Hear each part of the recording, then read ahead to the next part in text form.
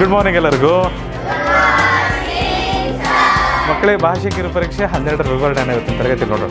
ನಿಮ್ಮೆಲ್ಲ ಪರೀಕ್ಷೆ ಆಗಿದೆ. ಆನ್ಲೈನಲ್ಲಿ ನೋಡ್ತಿರುವ ಮಕ್ಕಳು ಒಂದು ವೇಳೆ ಪರೀಕ್ಷೆಗೆ ಹಾಜರಾಗಿಲ್ಲ ಅಂದರೆ ಮೊದಲು ಹಾಜರಾಗಿ ನಂತರ ವಿವರಣೆನ ನೋಡಿ. ಬನ್ನಿ ಮಕ್ಕಳೇ, ಮೊದಲ ಗದ್ಯಭಾಗ ನೀರಿನ ಅಣುವಿನ ಪಯಣದ ಬಗ್ಗೆ ಇತ್ತು. ಜಲಚಕ್ರದ ಇನ್ನೊಂದು ರೂಪ ಇದು. ಜಲಚಕ್ರದ ಬಗ್ಗೆ ನಾವು ಹಿಂದೊಮ್ಮೆ ನೋಡಿದ್ವಿ, ವಾಟರ್ ಸೈಕಲ್ ಬಗ್ಗೆ, ಕರೆಕ್ಟ್? ವಾಟರ್ ಸೈಕಲ್ ಬಗ್ಗೆ ನೋಡಿದ್ವಿ. ಇವತ್ತು ಅದರದ ಒಂದು ಕಾಲ್ಪನಿಕ ಒಂದು ಕಥೆ ಇದೆ. ನೀರಿನ ಒಂದು ಸಣ್ಣ ಅಣುವಿನ ಅದ್ಭುತ ಪ್ರಯಾಣವು ಸಮುದ್ರದಲ್ಲಿ ಆರಂಭವಾಯಿತು. ಸೂರ್ಯನ ತೇಜಸ್ಸಿನ ಕಿರಣಗಳು, ತೇಜಸ್ಸಿನ ಅಂದರೆ ಮಕ್ಕಳೇ ಪ್ರಕಾಶಮಾನವಾದ ತೇಜಸ್ಸಿನ ಕಿರಣಗಳು ಅದನ್ನು ಮೇಲಕ್ಕೆ ಎಳೆದು ಆವಿಯಾಗಿ ರೂಪಾಂತರಗೊಳಿಸಿದವು. ಸೂರ್ಯನ ಕಿರಣಗಳು ಬಿದ್ದರೆ ಏನಾಗ್ತದೆ? ನೀರು ಆವಿಯಾಗ್ತದೆ, ಹೌದಾ ಇಲ್ವಾ? ಈಗ ಅದು ಮೋಡದ ಭಾಗವಾಗಿ ಗಾಳಿಯೊಂದಿಗೆ ಸಂಚರಿಸುತ್ತಾ ಭೂಮಿಯ ಮೇಲೆ ವಿಹರಿಸಿತು ಅಂದರೆ ಓಡಾಡಿತು. ಬೆಟ್ಟದ ಶಿಖರದಲ್ಲಿ ತಂಪಾದ ವಾತಾವರಣದಿಂದ ಅದು ಮತ್ತೆ ದ್ರವ ರೂಪಕ್ಕೆ ಮರಳಿ ಮಳೆಯಾಗಿ ಸುರಿಯಿತು. ನೀರಿಗೆ 3 ಸ್ಥಿತಿಗಳಿದ್ದಾವೆ. 3 ಸ್ಥಿತಿಗಳಲ್ಲಿ ನಮಗೆ ನೀರು ಲಭ್ಯವಿದೆ. ಯಾವ್ಯಾವ ಸ್ಥಿತಿ? ಘನ ಸ್ಥಿತಿಯಲ್ಲಿ, ದ್ರವ ಸ್ಥಿತಿಯಲ್ಲಿ. ಘನ ಅಂದರೆ ಐಸ್ ಇರುತ್ತೆ, ಐಸಿಗೆ ಸ್ವಲ್ಪ ಶಾಖ ಕೊಟ್ಟರೆ ಏನಾಗುತ್ತದು? ದ್ರವ ಸ್ಥಿತಿ ಆಗುತ್ತೆ, ನೀರಾಗುತ್ತೆ. ಆ ನೀರಿಗೆ ಇನ್ನೂ ಸ್ವಲ್ಪ ಶಾಖ ಕೊಟ್ಟರೆ ಏನಾಗುತ್ತೆ? ಅನಿಲ ಆಗುತ್ತೆ. ಅನಿಲ ಅದು ಮೋಡ ಆಗ್ತದೆ. ಮೋಡದಲ್ಲಿ ಅಲ್ಲಿ ಸ್ವಲ್ಪ ತಾಪಮಾನ ಕಡಿಮೆ ಮಾಡಿ ಸಾಂದ್ರತೆ ಹೆಚ್ಚು ಮಾಡಿದ್ರೆ ಮತ್ತೇನಾಗುತ್ತೆ? ಅಲ್ಲಿ ನೀರಾಗುತ್ತೆ. ನೀರಾಗಿ ಮಳೆಯಾಗಿ ಬೀಳ್ತದೆ. ಆ ಮಳೆಯಾಗಿ ಬಿದ್ಮೇಲೆ ಮತ್ತು ಸ್ವಲ್ಪ ತಾಪಮಾನ ಕಡಿಮೆ ಮಾಡಿರಿ, ಫ್ರಿಜ್ ಒಳಗಿಟ್ಟು ಮತ್ತೇನಾಗ್ತದೆ? ಅದು ಘನ ಆಗ್ತದೆ. ಘನ, ದ್ರವ, ಅನಿಲ ಮತ್ತೆ ಮಾಡ್ತಾ ಇರ್ಬೋದು. ತಾಪಮಾನ ಏರುಪೇರು ಆದಂತೆ ಆ ವಸ್ತುವಿನ ಸ್ಥಿತಿಯಲ್ಲಿ ಬದಲಾವಣೆಯನ್ನು ನಾವು ಕಾಣ್ತೀವಿ ಮಕ್ಕಳೇ. ಭೂಮಿಯ ಮೇಲೆ ಬಿದ್ದ ನೀರು ನದಿಯನ್ನು ಸೇರಿ ಹರಿಯುತ್ತಾ ಹೋಗುವಾಗ ಅನೇಕ ಸಸ್ಯಗಳಿಗೆ ಮತ್ತು ಪ್ರಾಣಿಗಳಿಗೆ ಜೀವನ ಪ್ರದಾನ ಮಾಡಿತು. ಇದೆಷ್ಟು ಅದ್ಭುತ ಇದೆ ನೋಡಿ ಮಕ್ಕಳೇ. ನೀರು ಹೀಗೆ ಹೋಗ್ತಾ ಇರುತ್ತಲ್ವ, ಹಿಂಗೆ ನೀರು ಹೋಗ್ತಾ ಇರುತ್ತೆ. ಜಲಚಕ್ರದಲ್ಲಿ ನೀರು ತನ್ನ ಪ್ರಯಾಣವನ್ನು ಮಾಡ್ತಾ ಇರುತ್ತೆ. ಅದು ಮಾಡಬೇಕಾದ್ರೆ ಎಲ್ಲೆಲ್ಲಿ ಹೋಗ್ತದೆ? ನದಿಗಳ ಮೂಲಕ ಹೋಗುತ್ತೆ, ಸಮುದ್ರದ ಮೂಲಕ ಹೋಗುತ್ತೆ, ಕೆರೆದ ಮೂಲಕ ಹೋಗುತ್ತೆ. ಅದು ಹೋಗಬೇಕಾದ್ರೆ ಜೀವವನ್ನು ಪ್ರದಾನ ಮಾಡ್ತಾ ಹೋಗುತ್ತೆ ಸಕಲ ಜೀವಚಾರಗಳಿಗೆ, ಹೌದಾ ಇಲ್ವಾ? ಸಸ್ಯಗಳು ಹುಟ್ಟುತ್ತವೆ. ಮಳೆಗಾಲದಲ್ಲಿ ಮಳೆ ಬಿದ್ದಾಗ ನೋಡ್ರಿ ಎಷ್ಟು ಹುಲ್ಲು ಬೆಳೆದಿರುತ್ತೆ ರಸ್ತೆಯ ಆಜುಬಾಜುವಿನಲ್ಲೆಲ್ಲ. ಮರಗಳು ಎಷ್ಟು ಚೆನ್ನಾಗಿ ಚಿಗುರೊಡೆದಿರ್ತವೆ. ರೈತರೆಲ್ಲ ತಮ್ಮ ಕೆಲಸ ಕಾರ್ಯಗಳನ್ನು ಶುರು ಮಾಡಿರ್ತಾರೆ. ನೀರು ಎಲ್ಲೆಲ್ಲಿ ಹೋಗ್ತದೆ ಅಲ್ಲಿ ಜೀವವನ್ನು ಕೊಡ್ತಾ ಹೋಗ್ತದೆ. ಅದಕ್ಕೆ ಏನಂತ ಹೆಸರು ಕೊಟ್ಟಿದ್ದಾರೆ? ಜೀವ ಜಲ. ಫ್ಯಾಂಟಾಸ್ಟಿಕ್. ಜೀವಜಲ ಅಂತಲೂ ಕರಿತೀವಿ ನಾವು ಅದನ್ನು. ಅಂತಿಮವಾಗಿ ಅದು ಮತ್ತೆ ಸಮುದ್ರವನ್ನು ಸಂಧಿಸಿತು. ಹೀಗೆ ಪ್ರಕೃತಿಯ ಶಾಶ್ವತ ಚಕ್ರದಲ್ಲಿ ತನ್ನ ಪಾತ್ರವನ್ನು ನಿರ್ವಹಿಸುತ್ತಾ ನೀರಿನ ಅಣುವಿನ ಅವಿರತ ಪ್ರಯಾಣವು ಮುಂದುವರಿಯಿತು ಅಂತ ಹೇಳಿದ್ದಾರೆ. ಜಲಚಕ್ರದ ಬಗ್ಗೆ ಮಾಹಿತಿ ಇದೆ ನಿಮಗೆ. ನೀರು ಸೂರ್ಯನ ಶಾಖದಿಂದ ಆವಿಯಾಗಿ ಮೋಡವಾಗಿ ಸಾಂದ್ರೀಕರಣ ಅಂತ ಕರಿತೀವಿ ಅದಕ್ಕೆ ನಾವು, ಕಂಡೆನ್ಸೇಷನ್. ಸೊ ಸಾಂದ್ರೀಕರಣ ಆದಮೇಲೆ ಮತ್ತೆ ಮಳೆಯಾಗಿ ಮತ್ತೆ ಕೆರೆ, ನದಿಗಳು, ಸಮುದ್ರಗಳನ್ನು ಸೇರಿ ಮತ್ತೆ ಈ ಜಲಚಕ್ರ ನಿರಂತರವಾಗಿ ಶಾಶ್ವತವಾಗಿ ಭೂಮಿ ಮೇಲೆ ನಡೀತಾ ಇರ್ತದೆ. ಬನ್ನಿ ಪ್ರಶ್ನೆಗಳಿಗೆ ಹೋಗೋಣ. ಭಾಳ ಸುಲಭವಾದ ಗದ್ಯಭಾಗ ಇತ್ತು, ಭಾಳ ಚಿಕ್ಕದಾಗಿತ್ತು. ನಮ್ಮ ಗುರುಸ್ವಾಮಿಯವರಂತೆ ಅದ್ಭುತ. ಅದಕ್ಕೆ ಸಮಾನಾರ್ಥಕ ಪದ ನಾವು ನೋಡಿದ್ದೀವಿ ಹಿಂದೆ. ಆಶ್ಚರ್ಯ, ವಿಸ್ಮಯಕಾರಿ, ಹೀಗೆಲ್ಲ ಕರಿತೀವಿ ನಾವು. ತೇಜಸ್ಸಿನ ಅಂತ ಒಂದು ಪದ ಇತ್ತು. ತೇಜಸ್ಸು ಅಂದರೆ ಪ್ರಕಾಶಮಾನವಾದ, ಉಜ್ವಲವಾದ ಅಂತಲೂ ಕರಿತೀವಿ, ಆಯಿತಾ? ಆಮೇಲೆ ತೇಜಸ್ಸು ಅನ್ನೋದಕ್ಕೆ ಏನಪ್ಪ ತೇಜಸ್ಸೇ ಇಲ್ಲಲ್ಲಪ್ಪ ನಿನ್ನಲ್ಲಿ ಅಂತ ಹೇಳ್ತೀವಿ ನಾವು. ನಮ್ಮಲ್ಲಿ ತೇಜಸ್ಸು ಒಬ್ಬರು ಇದ್ದಾರೆ. ಅದು ತೇಜಸ್ಸನ್ನು ಇನ್ನೊಂದು ರೀತಿಯೂ ಹೇಳ್ತೀವಿ. ಉತ್ಸಾಹ ಇಲ್ಲ, ಆಸಕ್ತಿ ಇಲ್ಲ ಅಂದರೆ ತೇಜಸ್ಸೇ ಇಲ್ಲ ಅಂತೀವಿ ನಾವು ಅವರಲ್ಲಿ. ಕೆಲವರು ನಗ್ತಾ ಇರ್ತಾರೆ ಭಾಳ ಚೆನ್ನಾಗಿ. ಆ ನಗುವಿಗೆ ತೇಜಸ್ಸಿನ ನಗೆ ಅಂತಲೂ ಕರೀತಾರೆ. ಅವಿರತ ಅಂದರೆ ನಿರಂತರ, ಮರುಪಿಸಿದ ಅಂತಲೂ ಕರಿತೀವಿ. ತೇಜಸ್ಸಿನ ಅದಕ್ಕೆ ಇನ್ನು ನೋಡ್ರಿ, ತೇಜಸ್ಸಿನ ಪದದ ವಿರುದ್ಧಾರ್ಥಕ ಪದ ಮಂದ, ಇನ್ಯಾಕ್ಟಿವ್, ಸೋಮಾರಿ, ಹಾಗೇ ಇರೋದು. ಭಾಳ ಚೆನ್ನಾಗಿ ಉತ್ಸಾಹದಿಂದ ಇರೋದಕ್ಕೆ ಏನಂತೀವಿ? ತೇಜಸ್ಸು ಅಂತಲೂ ಕರಿತೀವಿ. ಸಣ್ಣ ಗೊತ್ತಿದೆ, ಮೇಲಕ್ಕೆ ಕೆಳಗೆ, ತಂಪಾದ, ಬಿಸಿಯಾದ. ಭಾಳ ಸುಲಭ ಇತ್ತು. ಮೊದಲ ಪ್ರಶ್ನೆ ಈ ರೀತಿ ಇದೆ ಮಕ್ಕಳೇ. ಗದ್ಯಾಂಶದಲ್ಲಿ ತೇಜಸ್ಸಿನ ಪದಕ್ಕೆ ವಿರುದ್ಧಾರ್ಥಕ ಪದ ಯಾವುದು? ಮಂದ. ನೋಡಿ, ತೇಜಸ್ವಿ ನಗೆ ಇದು. ಇವರು ಗೊತ್ತಾ ಯಾರಂತ? ಡಾಕ್ಟರ್ ರಾಜ್ಕುಮಾರ್. ಡಾಕ್ಟರ್ ರಾಜ್ಕುಮಾರ್ ಅವರು ಯಾರು? ಪುನೀತ್ ರಾಜ್ಕುಮಾರ್ ಅಂತ ಗೊತ್ತಲ್ವ ನಿಮಗೆ? ಅವರ ತಂದೆಯವರು ಇವರು. ಹೌದು, ರಾಘವೇಂದ್ರ ರಾಜ್ಕುಮಾರ್ ಅವರು ಶಿವರಾಜ್ ಕುಮಾರ್ ಅವರ ತಂದೆ. ಎರಡನೇ ಪ್ರಶ್ನೆ ಮಕ್ಕಳೇ, ನೀರಿನ ಅಣುವು ಮೋಡದ ಭಾಗದ ನಂತರ ಅದು ಡ್ಯಾಶ್ ಸಂಚರಿಸಿತು. ಮೋಡದ ಭಾಗದ ನಂತರ ಅದು ಎಲ್ಲಿ ಸಂಚರಿಸಿತು?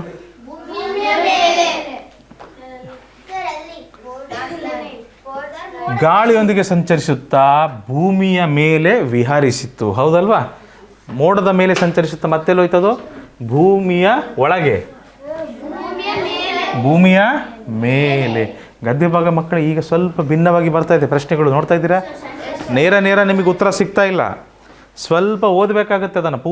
ವಾಕ್ಯ ಪೂರ್ಣವಾಗಿ ಓದಿ ಅರ್ಥ ಮಾಡಿಕೊಂಡು ನಂತರವೇ ಸಿಗ್ತದೆ ಶ್ರೀಲಕ್ಷ್ಮಿ.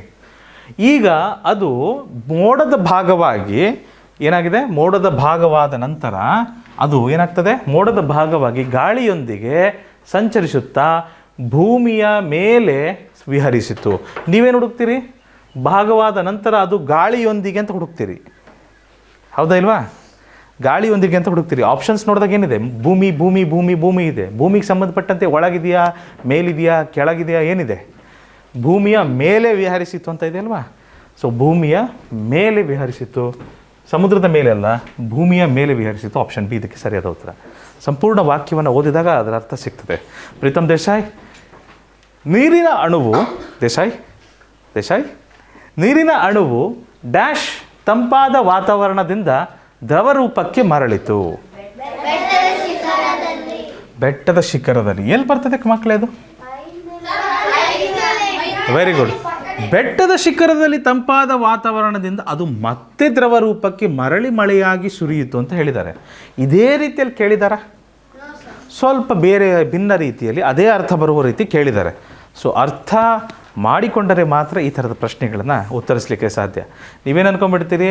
ಇದು ಡ್ಯಾಶ್ ಕೊಟ್ಟಿದ್ದಾರೆ, ಅಣುವು ಅಂತ ಪದ ಇದೆ ಮುಂದೆ, ಅಣು ಅಂತ ಇಲ್ಲಿದೆ, ಮತ್ತೆಲ್ಲಿದೆ ಅಣು ಅಂತ ಮತ್ತೆಲ್ಲಿದೆ ಮಕ್ಕಳೇ? ಇಲ್ಲೊಂದು ಅಣು ಇದೆ, ಎರಡು ಕಡೆ ಅಣು ಅಂತ ಇದೆಯಾ? ಅಥವಾ ಮತ್ತೊಂದು ಕಡೆ ಇರ್ಬೋದೇನೋ ಗೊತ್ತಿಲ್ಲ. ಆದರೆ ಇದರ ನಂತರ ಎಲ್ಲೂ ನಮಗೆ ತಂಪಾದ ಬಂದಿಲ್ಲಲ್ವಾ? ಡ್ಯಾಶ್ ತಂಪಾದ ಅಂತ ಇಲ್ಲ. ಈ ಥರ ಹುಡುಕಿದ್ರೆ ಈ ಒಂದು ಪ್ರಶ್ನೆ ಪತ್ರಿಕೆಗಳಲ್ಲಿ ನಿಮಗೆ ಕಷ್ಟವಾಗ್ತದೆ ಮಕ್ಕಳೇ. ಸಂಪೂರ್ಣ ಅರ್ಥವಾದರೆ ಮಾತ್ರ ಇದಕ್ಕೆ ಉತ್ತರಿಸಲಿಕ್ಕೆ ಸಾಧ್ಯ. ಆಪ್ಷನ್ ಸಿ, ಬೆಟ್ಟದ ಶಿಖರದಲ್ಲಿ ಇದಕ್ಕೆ ಸರಿಯಾದ ಉತ್ತರ ಅಂತ ಹೇಳ್ಬೋದು. 4ನೇ ಪ್ರಶ್ನೆ, ಗದ್ಯಾಂಶದ ಮುಖ್ಯ ಆಶಯ ಯಾವುದು? ಏನು ತಿಳಿಸ್ತಾ ಇದ್ದಾರೆ ಗದ್ಯಾಂಶದಲ್ಲಿ ಅವರು? ಸೂರ್ಯನ ಶಕ್ತಿಯ ಪ್ರಾಮುಖ್ಯತೆ ಬಗ್ಗೆ ತಿಳಿಸಿದಾರ? ಸೂರ್ಯನ ಶಕ್ತಿ ಬಗ್ಗೆ ಮಾತಾಡ್ತಿದ್ದಾರಾ ಮಕ್ಕಳೇ? ಅಲ್ವೇ ಅಲ್ಲ. ನೀರಿನ ಚಕ್ರದ ನಿರಂತರ ಪ್ರಕ್ರಿಯೆ ಇರಬಹುದು. ತಡೀರಿ ನೋಡಿ, ನಾವು ಪ್ರಶ್ನೆಯನ್ನು ಪೂರ್ಣವಾಗಿ ಓದೋದು ಕಲಿಬೇಕು, ಅವಸರಕ್ಕೆ ಬೀಳಬಾರ್ದು, ಆಯಿತಾ? ಇರ್ಬೋದು ಅದು ಉತ್ತರ, ಅದನ್ನು ಹಾಗೆ ಇಟ್ಟಿರೋಣ. ಮೊದಲು ಎಲಿಮಿನೇಟ್ ಮಾಡಿಬಿಡೋಣ, ಮೊದಲು ಬಾರದ ಸರಿಯಾಗಿರದ ಉತ್ತರಗಳನ್ನು ತೆಗೆದು ಹಾಕ್ಬಿಡೋಣ. ಹೌದಾ ಸಾಯಿ? ಬಹಳ ಸಾಯಿ, ರೈಟ್? ಸಸ್ಯಗಳ ಜೀವನ ಚಕ್ರದ ಬಗ್ಗೆ ಮಾತಾಡಿದಾರಾ? ಖಂಡಿತ ಇಲ್ಲ. ಮಳೆಯ ರಚನೆ ಪ್ರಕ್ರಿಯೆ ಬಗ್ಗೆ ಅಷ್ಟೇ ಮಾತಾಡಿದಾರಾ? ಇಲ್ಲ. ಆಪ್ಷನ್ ಬಿ ಇದಕ್ಕೆ ಸರಿಯಾದ ಉತ್ತರ. ಈಗ ನಮಗೆ ಖಾತ್ರಿ ಆಯಿತು, ಕನ್ಫರ್ಮ್ ಆಯಿತು, ಆಪ್ಷನ್ ಬಿ ಇದಕ್ಕೆ ಸರಿಯಾದ ಉತ್ತರ ಅಂತ ಹೇಳ್ಬೋದು, ರೈಟ್? Right, fantastic. 5ನೇ ಪ್ರಶ್ನೆ ಈ ರೀತಿ ಇದೆ. ಈ ಗದ್ಯಾಂಶಕ್ಕೆ ಯೋಗ್ಯವಾದ ಶೀರ್ಷಿಕೆ ಯಾವುದು? ಯೋಗ್ಯವಾದ ಶೀರ್ಷಿಕೆ ಅಂದರೆ ಗೊತ್ತುಂಟಲ್ವಾ? ಹೆಡ್ಡಿಂಗ್. ಏನು ಹೆಸರಿಡಬಹುದು ಈ ಕತೆಗೆ? ಯಾವ ಹೆಸರಿಡ್ಬೋದು? ಜೀವನ ಎಸ್ಯು ಗೊತ್ತಾಯ್ತಾ ಯಾವುದು ಅಂತ? ಯಾವುದು? ಸಮುದ್ರದ ಮಹತ್ವ ಅಂತ ಹೇಳ್ಬೋದೇ? ಖಂಡಿತ ಇಲ್ಲ. ಪ್ರಾಣಿಗಳ ನೀರಿನ ಅಗತ್ಯ ಅಂತ ಹೇಳ್ಬೋದೇ? ಖಂಡಿತ ಇಲ್ಲ. ಬಡ್ನಿ ಮಳೆ ಬೀಳುವ ವಿಧಾನ ಅಂತ ಹೇಳ್ಬೋದಾ? ಬರೀ ಮಳೆ ಬಗ್ಗೆ ಅಷ್ಟೇ ಹೇಳಿದಾರೆ. ಆವಿ ಆಗೋದ್ರ ಬಗ್ಗೆ, ಮೋಡವಾಗೋದ್ರ ಬಗ್ಗೆ, ಮತ್ತೆ ಭೂಮಿಯ ಮೇಲೆ ವಿಹರಿಸೋದ್ರ ಬಗ್ಗೆ ಎಲ್ಲ ಮಾತಾಡಿದ್ದಾರೆ. ನೀರಿನ ಅಣುವಿನ ಅದ್ಭುತ ಪ್ರಯಾಣ ಅಂತ ಹೇಳ್ಬೋದಲ್ವ ಮಕ್ಕಳೇ? ಸೂಕ್ತ ಅನಿಸುತ್ತಾ ನಿಮಗೆ? ಅರ್ಥ ಆಗ್ತಿದೆ ಶೀರ್ಷಿಕೆನ ನಾವು ಯಾವ ರೀತಿ ಇಡ್ತೀವಂತ? ಈ ರೀತಿ ಪ್ರಶ್ನೆ ಖಂಡಿತ ಬರ್ಬೋದು ಮಕ್ಕಳೇ, ಹಾಗಾಗಿ ಹೇಳ್ತಾ ಇದ್ದೀನಿ.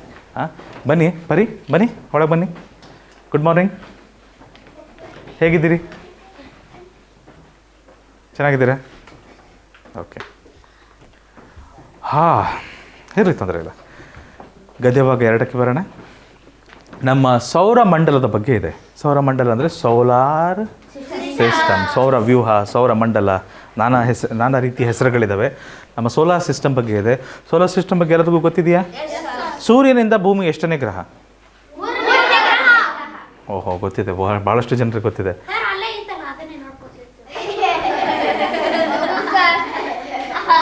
ಅತಿ ಬುದ್ಧಿವಂತರು ಕಣ್ರಿ. ಪ್ರಶ್ನೆ ಕೇಳೋರು ಸರಿ ಇರ್ಬೇಕು ನಾವು ಇನ್ಮೇಲಿಂದ. ಹೌದು, ಗುರುಗ್ರಹ ಎಲ್ಲ ಗ್ರಹಕ್ಕಿಂತ ದೊಡ್ಡದು. ಭೂಮಿಗಿಂತ ಸುಮಾರು 400 ಪಟ್ಟು ದೊಡ್ಡದು. 400 ಭೂಮಿಗಳನ್ನು ಹಾಕಿದ್ರೆ ಒಂದು ಜುಪಿಟರ್ ಆಗುತ್ತೆ. ಭೂಮಿ ದೊಡ್ಡದಲ್ವಾ ಬಾಲಸಾಯಿ? ಭೂಮಿ ಭಾಳ ದೊಡ್ಡದಲ್ವಾ? ಏನಂತೀರಿ, ವಿಶಾಲ ಉಸ್ತುಂದಿ ಸಾರಿ ಭಾಳ ದೊಡ್ಡದಿದೆಯಲ್ವ ಭೂಮಿ. ಇಂತಹ 400 ಭೂಮಿಗಳನ್ನು ತಂದರೆ ಒಂದು ಜುಪಿಟರ್ ಆಗ್ತದೆ. ಇಂತಹ 10,000 ಭೂಮಿಗಳನ್ನು ತಂದರೆ ಒಂದು ಸೂರ್ಯ ಆಗ್ತದೆ. ಭೂಮಿ ಕೊನೆ ಜಾಗ ಅಂದ್ರೆ ಏನಪ್ಪ? ಯಾರು ಕಂಡುಹಿಡಿದಿದ್ದಾರ? ಎಲ್ಲಿದೆ? ಯಾವ ಕಡೆ ಮುಗೀತದೆ ಅಂತ ಹೇಳ್ತೀರಿ? ರೌಂಡ್ ಆಗಿದೆ, ಸುತ್ತರ್ಕಂತ ಬರ್ತೀವಿ ಮತ್ತು ವಾಪಸ್ಸು. ನಾವು ಈ ಕಡೆಯಿಂದ ಸೀದಾ ಹೊರಟ್ರೆ ಮತ್ತೆ ವಾಪಸ್ ಇಲ್ಲಿಗೆ ಬರ್ತೀವಲ್ವ. ಎಲ್ಲಿ ಮುಗಿಯತ್ತಿದು? ಗೋಲಾಕಾರದಲ್ಲಿದೆಯಲ್ಲಪ್ಪ ನಮ್ಮದು. ಸ್ವಲ್ಪ ಚಪ್ಪಟಿಯ ಗೋಲಾಕಾರದಲ್ಲಿದೆ ಭೂಮಿ. ಎಲ್ಲೂ ಮುಗಿಯಲ್ಲ. ಇಂಥ ಜಾಗ ನಾವು ನೋಡೋಕ್ಕಾಗಿಲ್ಲ ಅಂತಂತೂ ಹೇಳೋಕ್ಕಾಗಲ್ಲ. ಯಾಕಂದರೆ ಇವತ್ತು ಸ್ಯಾಟಲೈಟ್ಗಳು ನಮ್ಮ ಇಡೀ ಭೂಮಿನ ಚಿತ್ರೀಕರಿಸಿದ್ದಾವೆ. ಈಗಲೂ ಸಹ ಚಿತ್ರೀಕರಿಸ್ತಿದ್ದಾವೆ ಸ್ಯಾಟಲೈಟ್ಗಳು.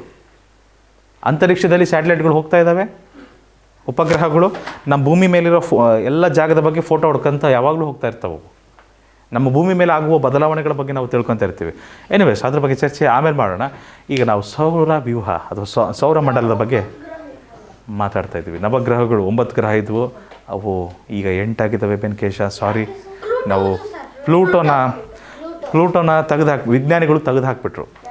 ಅದಕ್ಕೆ ಚೆನ್ನಾಗಿ ಕೆಲಸ ಮಾಡ್ತಾ ಇಲ್ಲ ಅಂತ ತೆಗೆದಾಕ್ಬಿಟ್ರು. ಕಾಣಿಸ್ತಾ ಇಲ್ಲ ಅಂತಲ್ಲ, ಅದೊಂಥರ ಕುಬ್ಜ ಗ್ರಹವಾಗಿ ಕಾಣ್ತಾ ಇತ್ತು. ಕುಬ್ಜ ಗ್ರಹದ ವಿಂಗಡಣೆಯಲ್ಲಿ ಅದನ್ನು ಸೇರಿಸಿದ್ದಾರೆ. ಆಯಿತಾ? ಕುಬ್ಜ ಅಂದರೆ ಸ್ಮಾಲ್ ಪ್ಲ್ಯಾನೆಟ್ಸ್ ಅಂತ. ಭಾಳ ಅದರ ಗಾತ್ರ ದೊಡ್ಡದಿದ್ದಿದ್ದಿಲ್ಲ, ಭಾಳ ಚಿಕ್ಕದಿತ್ತು. ಹೌದು, ಇದರಲ್ಲಿ ಇಲ್ಲ, ಪ್ಲೂಟೋ ಇಲ್ಲ. ಬನ್ನಿ ನಮ್ಮ ಗದ್ದೆ ಭಾಗಕ್ಕೆ ಬಂದ್ಬಿಡೋಣ ಮಕ್ಕಳೇ. ನಮ್ಮ ಸೌರಮಂಡಲವು ಸೂರ್ಯ ಮತ್ತು ಅದರ ಸುತ್ತುವ 8 ಗ್ರಹಗಳನ್ನು ಒಳಗೊಂಡಿದೆ. ಸೂರ್ಯನಿಂದ ದೂರದ ಆಧಾರದ ಮೇಲೆ ಗ್ರಹಗಳ ಕ್ರಮ ಹೀಗಿರುತ್ತದೆ. ಮೊದಲು ಬರುವುದು ಬುಧ, ಆಮೇಲೆ ಬರುವುದು ಶುಕ್ರ, ಆಮೇಲೆ ಬರುವುದು ನಿಮ್ಮ ಪ್ರೀತಿಯ ಭೂಮಿ, ಆಮೇಲೆ ನನ್ನ ಭೂಮಿ, ಆಮೇಲೆ ಬರುವುದು ನಿಮ್ಮ ಮಂಗಳ ಗ್ರಹ. ಯಾಕಂದರೆ ನೀವೆಲ್ಲರೂ ಮಂಗಳ ಗ್ರಹ ವಾಸಿಗಳು, ಹೌದಲ್ವೇ? ಅನ್ಯಗ್ರಹ ಜೀವಿಗಳು ನೀವೆಲ್ಲರೂ, ರೈಟ್? ಮತ್ತು ತರಕಾರಿಗಳನ್ನು ತಿನ್ನುವುದಿಲ್ಲ. ಯಾಕಂದರೆ ಮಂಗಳ ಗ್ರಹ ವಾಸಿಗಳು ತರಕಾರಿಗಳನ್ನು, ಸೊಪ್ಪುಗಳನ್ನು ತಿನ್ನೋದಕ್ಕಾಗಲ್ಲ. ಯಾಕಂದರೆ ಅಲ್ಲಿ ಸಿಗಲ್ಲಲ್ಲ. ಇಲ್ಲಿ ಬಂದುಬಿಟ್ರೆ ಹೊಸದು ಬಂದುಬಿಡ್ತದೆ ಎಲ್ಲ. ಹಾಗಾಗಿ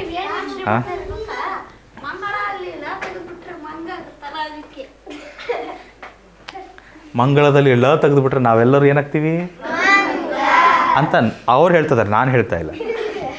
ಓಕೆ, ಗುರು, ಶನಿ, ಯುರೇನಸ್ ಮತ್ತು ನೆಪ್ಚೂನ್. ಸೊ ಸೂರ್ಯನಿಂದ ದೂರ ಹೋದಂತೆ ಮೊದಲು ಬುಧ, ಆಮೇಲೆ ಶುಕ್ರ, ಆಮೇಲೆ ಭೂಮಿ, ಮಂಗಳ ಗ್ರಹ, ಗುರುಗ್ರಹ, ಗುರು ಆದ ನಂತರ ಶನಿ ಗ್ರಹ, ಯುರೇನಸ್ ಮತ್ತು ನೆಪ್ಚೂನ್, ಕೊನೆಯಲ್ಲಿ ಬರ್ತಿತ್ತು ಪ್ಲೂಟೋ. ಇವಾಗ ನಾವು ಪ್ಲೂಟೋ ಅಂತಲೇ ಕರೀತಾರೆ. ಪ್ಲೂಟೋ ರಿಂಗ್ ಇದೆ. ಶನಿ ಗ್ರಹಕ್ಕೆ ಏನಿದೆ?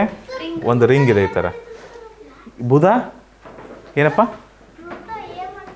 ಪ್ಲೂಟೋ ನೋಡ್ರಿ, ನಮ್ಮ ಗುರುರಾಜ್ ಹೇಳ್ತಿದ್ದಾರೆ, ಕೆಲಸ ಸರಿ ಮಾಡ್ತದಿಲ್ಲ ಸರ್, ಅದಕ್ಕೆ ತೆಗೆದು ಹಾಕ್ಬಿಟ್ರು ಅದನ್ನು ಅಂತ ಹೇಳ್ತಿದ್ದಾರೆ. ಪ್ಲೂಟೋ ದೊಡ್ಡ ವಿಶಾಲವಾಗಿರಲಿಲ್ಲ ನೋಡ್ರಿ. ಗ್ರಹ ಅಂದಮೇಲೆ ತನ್ನದೇ ಆದ ಒಂದು ನಿರ್ದಿಷ್ಟ ಕಕ್ಷೆ ಇರಬೇಕು. ಸೂರ್ಯನ ಸುತ್ತ ತನ್ನದೇ ಆದ ಕಕ್ಷೆ ಇರಬೇಕು, ಮತ್ತು ತನ್ನದೇ ಆದ ಒಂದು ಗುರುತ್ವಾಕರ್ಷಣ ಬಲವನ್ನು ಹೊಂದಿರಬೇಕು. ಅದು ಬೇರೆ ಒಂದು ಕ್ಷುದ್ರ ಕಾಯದ ಗುರುತ್ವಾಕರ್ಷಣದ ಬಲಕ್ಕೆ ಒಳಪಡ್ತದು ಪ್ಲೂಟೋ ಗ್ರಹ. ಹಾಗಾಗಿ ಪ್ಲೂಟೋನ ಗ್ರಹ ಅನ್ನುವ ಒಂದು ಮಾನ್ಯತೆಯನ್ನು ತೆಗೆದುಬಿಟ್ಟಿದ್ದಾರೆ.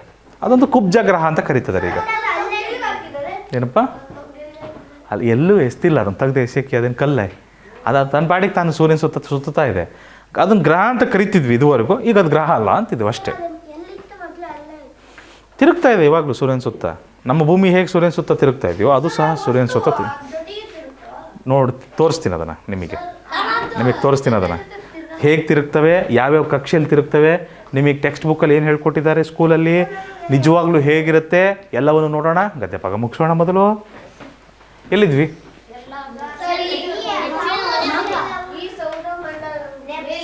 ಈ ಸೌರಮಂಡಲವು ಸುಮಾರು 4.6 ಬಿಲಿಯನ್ ವರ್ಷಗಳ ಹಿಂದೆ ನಿರ್ಮಾಣವಾಯಿತು. ಏನು 4.6 ಬಿಲಿಯನ್ ವರ್ಷಗಳಂದ್ರೆ ಗೊತ್ತಾ ಮಕ್ಕಳೇ? ಏನಂತ ಗೊತ್ತಾ? 4.6 ಬಿಲಿಯನ್ ವರ್ಷಗಳಂದ್ರೆ ಎಷ್ಟು ಅಂತ ಗೊತ್ತಾ? ಗೊತ್ತಿಲ್ವಾ? ಒಂದು ವರ್ಷ ಗೊತ್ತಾ? ಎಷ್ಟು ಒಂದು ವರ್ಷ ಗೊತ್ತಾ? ನೀವು ಬರ್ತಡೇ ಆಚರಿಸ್ಕೊಂತೀರಿ, ಒಂದು ವರ್ಷ ಅಂದರೆ ಎಷ್ಟು ಉದ್ದ ಅಂತ ಗೊತ್ತಾ? ಮತ್ತೆ ಇವಾಗ ನೀವು ಬರ್ತಡೇ ಆಚರಿಸ್ಕೊಂಡಿದ್ದೀರಿ ಅಂದರೆ ಮತ್ತೊಂದು ವರ್ಷ ಎಷ್ಟೊಂದು ಕಾಯಬೇಕಲ್ವೇ? 365 ದಿನಗಳು ಕಾಯಬೇಕು, ಅದಕ್ಕೆ ಒಂದು ವರ್ಷ ಅಂತೀವಿ. 100 ವರ್ಷ ಅಂದರೆ ಗೊತ್ತಾ? ಮನುಷ್ಯನ ಆಯಸ್ಸು 100 ವರ್ಷ ಇದೆ ಅಂತ ಹೇಳ್ತಾರೆ. ಹೌದಾ?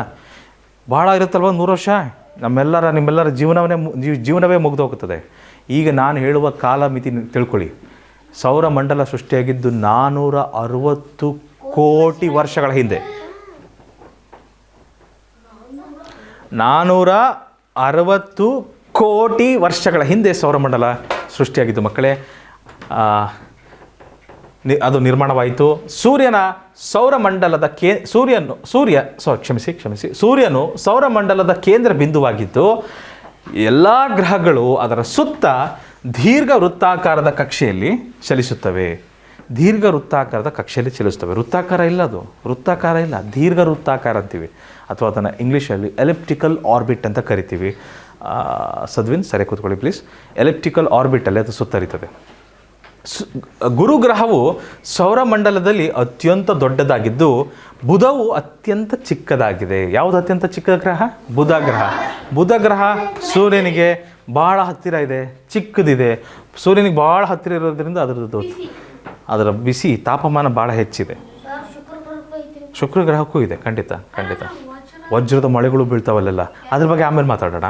ಭೂಮಿಯು ಮಾತ್ರ ಜೀವಾಧಾರವಿರುವ ಗ್ರಹವೆಂದು ಇಲ್ಲಿಯವರೆಗೆ ತಿಳಿದು ಬಂದಿದೆ. ಸೌರಮಂಡಲದಲ್ಲಿ ಗ್ರಹಗಳ ಜೊತೆಗೆ ನೂರಾರು ಚಂದ್ರಗಳು, ಸಾವಿರಾರು ಕ್ಷುದ್ರ ಗ್ರಹಗಳು ಅಂದರೆ ಚಿಕ್ಕ ಚಿಕ್ಕ ಗ್ರಹಗಳ ಥರ, ಧೂಮಕೇತುಗಳು ಮತ್ತು ಇತರೆ ಚಿಕ್ಕ ಕಾಯಗಳು ಇವೆ. ಈ ಸಮಸ್ತ ಸೌರಮಂಡಲವು ಆಕಾಶಗಂಗೆ ಎಂಬ ನಕ್ಷತ್ರ ಸಮೂಹದ ಒಂದು ಸಣ್ಣ ಭಾಗವಾಗಿದೆ. ನಮ್ಮ ಗ್ಯಾಲಕ್ಸಿ ಇದೆ, ನಾವು ಗ್ಯಾಲಕ್ಸಿ ಒಳಗಡೆ ಇದ್ದೀವಿ. ನಮ್ಮ ಗ್ಯಾಲಕ್ಸಿ ಹೆಸರು ಮಿಲ್ಕಿ ವೇ ಗ್ಯಾಲಕ್ಸಿ ಅಂತ ಕರಿತೀವಿ. ಕನ್ನಡದಲ್ಲಿ ಅದಕ್ಕೆ ಆಕಾಶಗಂಗೆ ಅಂತ ಕರಿತೀವಿ. ಆಕಾಶಗಂಗೆ ನಕ್ಷತ್ರ ಪುಂಜದ ಒಂದು ಚಿಕ್ಕ ಭಾಗವಾಗಿ ನಾವು ನಮ್ಮ ಸೌರವ್ಯೂಹ ಇದೆ. ಧೂಮಕೇತು ಅಂದರೆ ಆಸ್ಟ್ರಾಯ್ಡ್ಸ್. ಕಾಮೆಟ್ ಅಂದರೆ ಅದು ಬೇರೆ ಆಗ್ತದಪ್ಪ. ಕಾಮೆಟ್ ಇರ್ಬೋದು, ಧೂಮಕೇತು ಕಾಮೆಟ್ ಇದೆ. Correct, very good. Right word is comet. ಕ್ಷುದ್ರಕಾಯಗಳಂದರೆ ಈ ಆಸ್ಟ್ರಾಯ್ಡ್ಸ್ಗಳು ಬರ್ತವೆ. ಈ ಥರ ಚಿಕ್ಕ ಕಲ್ಲು ಬಂಡೆಗಳು ಇರ್ತವೆ. ಹೇಗೆ ಬಂತವೆಲ್ಲ ಅಂತ ಹೇಳ್ತೀನಿ. ಸಮಾನಾರ್ಥಕ ಪದಗಳನ್ನ ನೋಡೋಣ. ಮೊದಲು ನಿರ್ಮಾಣ ಅಂದರೆ ರಚನೆ.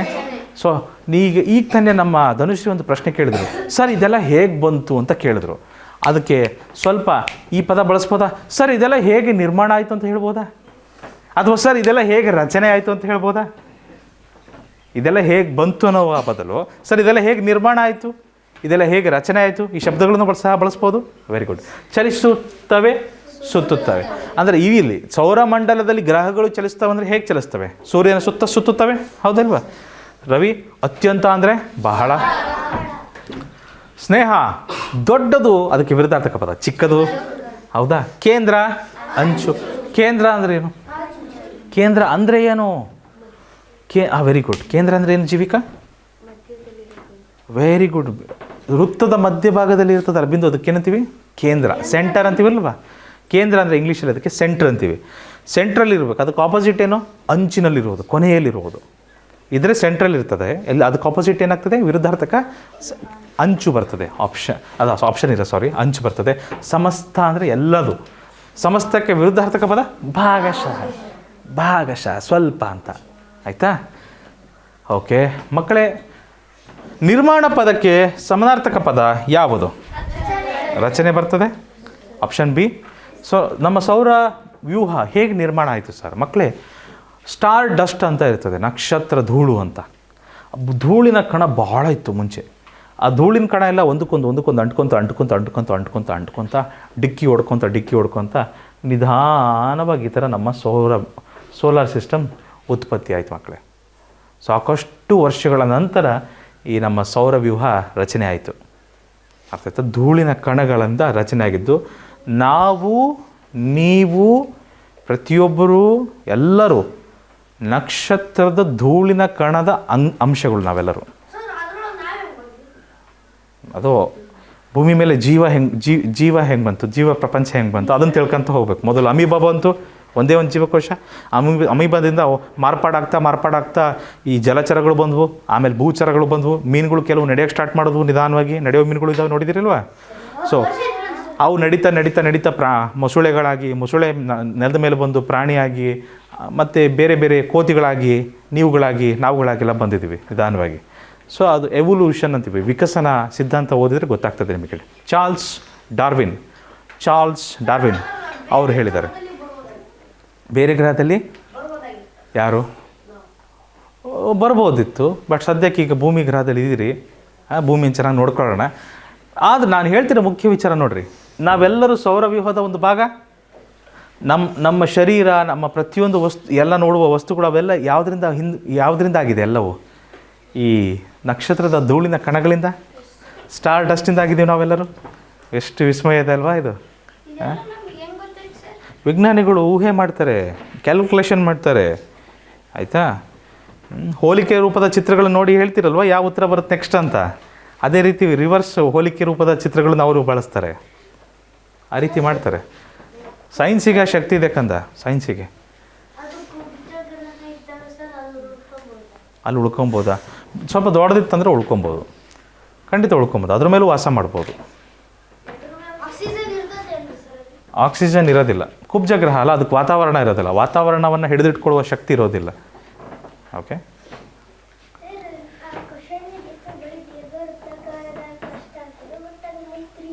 ಓಹೋ 3, ಇದು ಸ್ಪೆಲ್ಲಿಂಗ್ ಮಿಸ್ಟೇಕ್ ಇದೆ ಮಕ್ಕಳೇ. ಆಪ್ಷನ್ ಡಿ, ಸೌರಮಂಡಲದಲ್ಲಿ ಗ್ರಹಗಳು ಸೂರ್ಯನ ಸುತ್ತ ಡ್ಯಾಶ್ ಕಕ್ಷೆಯಲ್ಲಿ ಚಲಿಸುತ್ತವೆ. ವೃತ್ತಾಕಾರದ, ಕೋನಾಕಾರದ, ಚೌಕಾಕಾರದ ಇದು ಯಾವುದು ಬರೋಕ್ಕೆ ಸಾಧ್ಯ ಇಲ್ಲ. ದೀರ್ಘ ವೃತ್ತಾಕಾರದ ಇದರಲ್ಲಿ ಶಬ್ದ ಬಳಸಿದಾರಲ್ವಾ? ಹೌದಪ್ಪ, 7ನೇದಿದೆ, ಥ್ಯಾಂಕ್ ಯು. ಶಬ್ದ ಬಳಸಿದಾರಲ್ವಾ? ರೈಟ್. ಆಪ್ಷನ್ ಡಿ ದೀರ್ಘ ವೃತ್ತಾಕಾರದ, ಅಥವಾ 3 ಅಂತ ಇತ್ತಲ್ಲ, ಸ್ಪೆಲ್ಲಿಂಗ್ ಮಿಸ್ಟೇಕ್ ಇತ್ತದು. ಆನ್ಲೈನಲ್ಲಿರುವ ಮಕ್ಕಳಿಗೆ ಸ್ಪೆಲ್ಲಿಂಗ್ ಮಿಸ್ಟೇಕ್ ಬಹುತೇಕ ಇರೋದಿಲ್ಲ. ಇಲ್ಲಿ ನೀವು ನೋಡ್ರಿ, ಇದು ಸೂರ್ಯ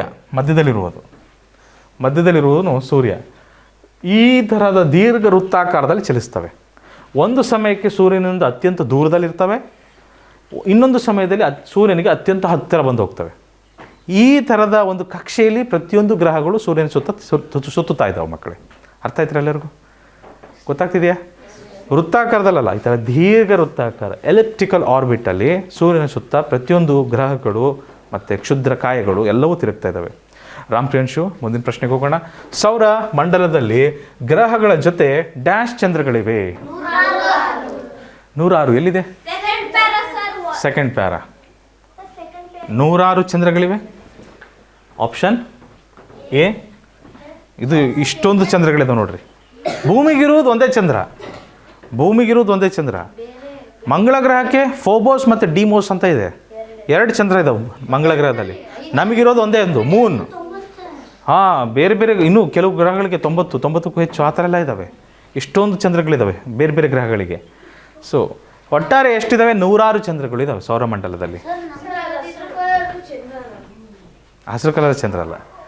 ಗದ್ಯಾಂಶದ ಪ್ರಕಾರ ಯಾವ ಗ್ರಹವು ಜೀವಾಧಾರವಿರುವ ಏಕೈಕ ಗ್ರಹ ಎಂದು ಊಹಿಸಬಹುದು? ಅದು ಭೂಮಿ ಮಕ್ಕಳೇ. ಇದುವರೆಗೂ ವಿಜ್ಞಾನಿಗಳ ಊಹೆ ಇದೆ, ಕಲ್ಪನೆ ಇದೆ, ಬೇರೆ ಗ್ರಹಗಳದ್ದು ಜೀವಿ ಇರ್ಬೋದಾ ಅಂತ ಅನ್ವೇಷಣೆ ಮಾಡ್ತಾ ಇದ್ದಾರೆ ಈಗಲೂ ಸಹ. ಮಾರ್ಸಲ್ಲಿ ಜೀವಿಗಳು ಇರ್ಬೋದು ಅಂತ ಆಲ್ರೆಡಿ 2 ರೋಬೋಟ್ನ ಕಳಿಸಿದ್ದಾರೆ, ಇನ್ನೂ ಸಿಕ್ಕಿಲ್ಲ, ಯಾವುದೇ ರೀತಿ ಪುರಾವೆ ಸಿಕ್ಕಿಲ್ಲ. ಬಟ್ ಇಷ್ಟು ನೋಡ್ರಿ, ಇಂಥ ವಿಶಾಲವಾದ ಬ್ರಹ್ಮಾಂಡದಲ್ಲಿ ಭೂಮಿಯಲ್ಲಿ ಮಾತ್ರ ಜೀವನ ಇದೆ ಅಂದರೆ ತಪ್ಪಾಗತ್ತೆ. ಬೇರೆ ಗ್ರಹಗಳಲ್ಲೂ ಸಹ ಖಂಡಿತ ಇರ್ಬೋದು. ಈ ಗದ್ಯಾಂಶಕ್ಕೆ ಸೂಕ್ತವಾದ ಶೀರ್ಷಿಕೆ ಯಾವುದು? ಸೌರಮಂಡಲದ ಒಂದು ನಿಮಿಷ, ಗ್ರಹಗಳ ಚಲನೆ ಅಷ್ಟೇ ಹೇಳಿದಾರ? ನೀವು ಹೇಳಿ ನನಗೆ. ಗ್ರಹಗಳು ದೀರ್ಘ ವೃತ್ತಾಕಾರದಲ್ಲಿ ಚಲಿಸ್ತವೆ ಅಂತ ಹೇಳಿದ್ದಾರೆ. ಅದ್ರ ಬಗ್ಗೆ ಅಷ್ಟೇ ಮಾತಾಡಿ ಅದಕ್ಕೆ ಆ ವಿಷಯಕ್ಕಷ್ಟೇ ಸೀಮಿತರಾಗಿದ್ದಾರೆ ಬಾಲಸಾಯಿ? ಖಂಡಿತ ಇಲ್ಲ. ಸೂರ್ಯನ ಬಗ್ಗೆ ಅಷ್ಟೇ ಹೇಳಿದ್ದಾರೆ. ಸೂರ್ಯನ ಮಹತ್ವ ಎಂದು ಕರೆಯಲು ಸೂರ್ಯನ ಬಗ್ಗೆ ಅಷ್ಟೇ ಚರ್ಚೆ ಮಾಡಿಲ್ಲ ಅವರು, ಅಲ್ವೇ? ಸೊ ಹಾಗಾಗಿ ಇದು ಸಹ ಬರೋಕ್ಕಾಗಲ್ಲ. ಭೂಮಿಯ ವಿಶೇಷತೆಗಳ ಬಗ್ಗೆ ಹೇಳಿದಾರೇನು? ಭೂಮಿಯಲ್ಲಿ ಸಮುದ್ರ ಇದೆ, ಮರುಭೂಮಿ ಇದೆ, ಕಾಡುಗಳಿದ್ದಾವೆ, ಹಿಮ ಶಿಖರಗಳಿದ್ದಾವೆ ಅಂತೆಲ್ಲ ಅದ್ರ ಬಗ್ಗೆ ಅಷ್ಟೇ ಹೇಳಿದಾರಾ? ಖಂಡಿತ ಇದು ಸಹ ಬರಲಿಕ್ಕೆ ಸಾಧ್ಯ ಇಲ್ಲ ಮಕ್ಕಳೇ. ಆಪ್ಷನ್ ಸಿ ಸೌರಮಂಡಲದ ಪರಿಚಯ ಅಂತ ನಾವು ಇದಕ್ಕೆ ಸೂಕ್ತವಾದ ಶೀರ್ಷಿಕೆ ಎಂದು ಹೇಳ್ಬೋದು. ಹೇಳಪ್ಪ.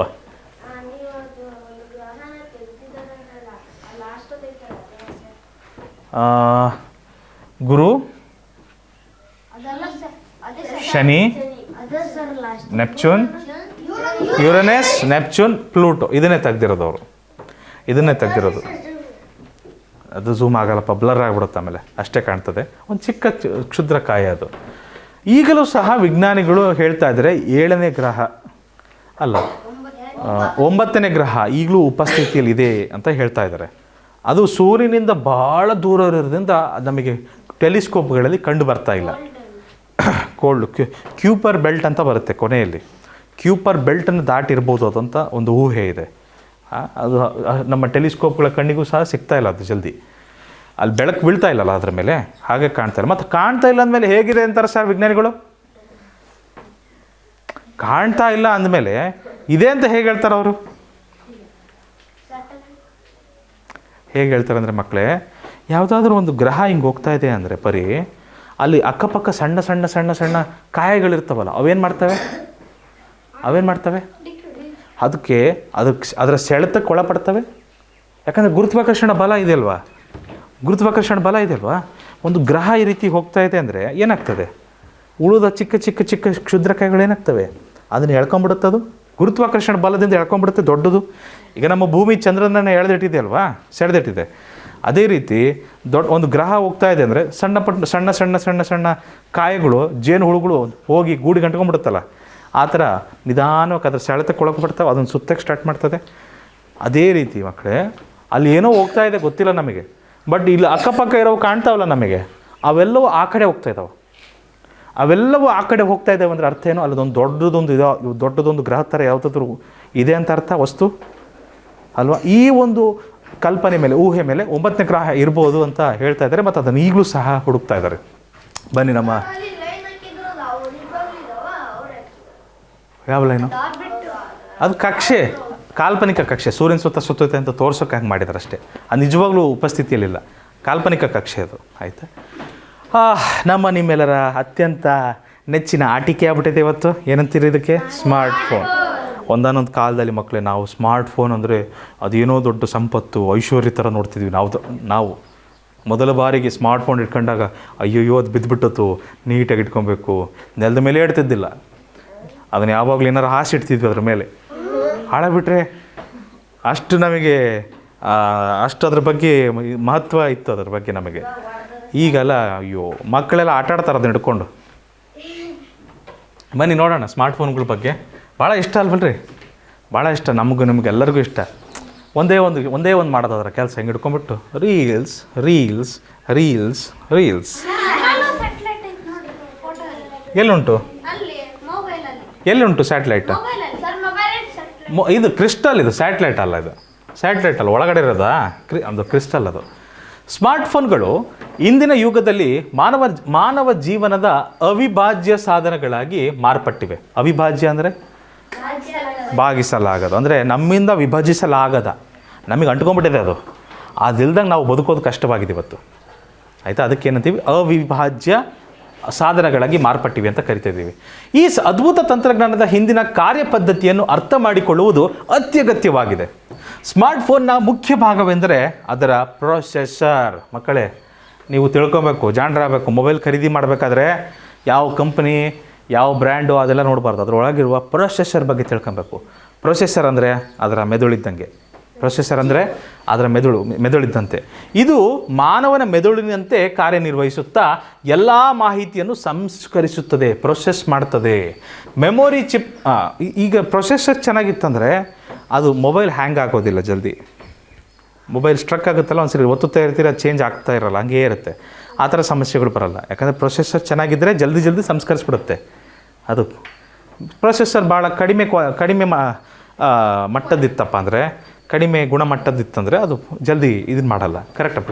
ಕಡಿಮೆ ಕ್ವಾಲಿಟಿ ಇದ್ದಿತ್ತಂದರೆ ಅದು ಜಲ್ದಿ ಸಂಸ್ಕರಿಸಲ್ಲ ಮಾಹಿತಿಯನ್ನು. ಹೆಸರು ಇರುತ್ತಲ್ಲ ಅದಕ್ಕೆ.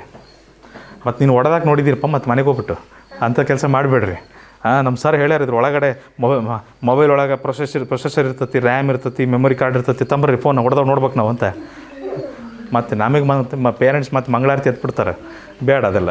ಓಕೆ, ಆ ಥರ ಮಾಡಬೇಡಿ. ಅದನ್ನು ರಿಪೇರಿ ಮಾಡೋದು ಕಷ್ಟ.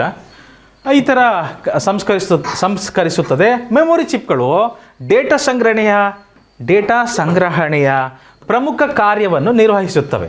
ಟಚ್ ಸ್ಕ್ರೀನ್ ತಂತ್ರಜ್ಞಾನವು ನಮ್ಮ ಸ್ಪರ್ಶವನ್ನು ವಿದ್ಯುತ್ ಸಂಕೇತಗಳಾಗಿ ಪರಿವರ್ತಿಸುತ್ತದೆ. ಮಕ್ಕಳೇ, ಮೊದಲ ಬಾರಿಗೆ ನಾನು ಸ್ಮಾರ್ಟ್ಫೋನ್ ನೋಡಿದಾಗ ಸಂಪೂರ್ಣವಾಗಿ ದಿಗ್ಭ್ರಾಂತನಾಗ್ಬಿಟ್ಟಿದ್ದೆ. ಆಶ್ಚರ್ಯಕ್ಕೊಳಪಟ್ಟಿದ್ದೆ ನಾನು. ಮುಂಚೆ ನಾವೆಲ್ಲ ಬಳಸ್ತಿದ್ದು ಬಟನ್ ಟುನ್ ಟುನ್ ಟುನ್ ಟುನ್ ಟುನ್ ಟುನ್ ಟುನ್ ಟ್ರ್ ಈ ಥರ ಇತ್ತು. ಬಟನ್ಗಳು ಒತ್ತಬೇಕಿತ್ತು ನಾವು ಜೋರಾಗಿ. ಒಂದೊಂದ್ಸರಿ ಆ ಬಟನ್ಗಳು ಕೆಲಸ ಮಾಡಲ್ಲ ಅಂದರೆ ಬೇಡ, ಅದ್ರ ಕಷ್ಟ. ಜೋರಾಗಿ ಒತ್ತಿ ಫೋನೇ ಒತ್ಬಿಡ್ತಿದ್ವಿ. ಹಿಂಗಾಗ್ತಿತ್ತಲ್ಲ. ಒಂದ್ಸರಿ ಕುಟ್ಟರು ಕೆಲವರು ಫೋನ್ನ ಕೆಳಗೆ ಕುಟ್ಟಿ ಕೆಳಗೆ ಫೋನ್ ಕುಟ್ಟಿ ಫೋನ್ ಮಾಡ್ತಿದ್ರು. ಈ ಥರ ಎಲ್ಲ ಮಾಡ್ತಿದ್ರು. ಆಮೇಲೆ ಬಂತು ಈ ಟಚ್ ಸ್ಕ್ರೀನ್. ಬಟನ್ನೇ ಇಲ್ಲ. ಮತ್ತು ಎಲ್ಲಿ ಒತ್ತಬೇಕು? ಅದರ ಮೇಲೆ ಮುಟ್ಟಬೇಕು, ಒತ್ತೋಂಗಿಲ್ಲ, ಮತ್ತು ಮುಟ್ಟಬೇಕು. ಮುಟ್ಟಿದ್ರೆ ಅದಕ್ಕೆ ನಾವು ಮುಟ್ಟಿದ್ದೀವಿ ಅಂತ ಹೆಂಗೆ ಗೊತ್ತಾಗುತ್ತೆ? ಅದು ಹೇಗೆ ಗೊತ್ತಾಗುತ್ತೆ? ಟಚ್ ಸ್ಕ್ರೀನ್ ಸರಿ, ಟಚ್ ಸ್ಕ್ರೀನ್ ಅದರ ತಂತ್ರಜ್ಞಾನ ಏನಿದೆ ಅದಕ್ಕೆ ಹೇಗೆ ಗೊತ್ತಾಗುತ್ತೆ? ಒಳಗಡೆಯಿಂದ ನಮ್ಮ ರಕ್ತದಲ್ಲಿ ಕಬ್ಬಿಣದ ಅಂಶ ಇರುತ್ತಲ್ವ, ಅದನ್ನು ಬಳಸಿ ಅದು ಕೆಲಸ ಮಾಡುತ್ತೆ. ನಮ್ಮ ಕೈ ಇದೆ, ಇಲ್ಲಿ ಚರ್ಮ ಇದೆ, ಚರ್ಮದ ಕೆಳಗಡೆ ಏನಿದೆ, ನರಗಳು, ರಕ್ತ, ಮಾಂಸ ಎಲ್ಲ ಇದೆ ಅಲ್ವಾ, ಅದರಲ್ಲಿ ಕಬ್ಬಿಣದ ಅಂಶ ಇರುತ್ತೆ ಸ್ವಲ್ಪ. ಆ ಕಬ್ಬಿಣದ ಅಂಶನ ಗುರುತಿಡಿಯುತ್ತೆ ಅಲ್ಲಿ ಅದು ಮುಟ್ಟಿದ ತಕ್ಷಣ ಪ್ರತಿ ಸೆಕೆಂಡ್.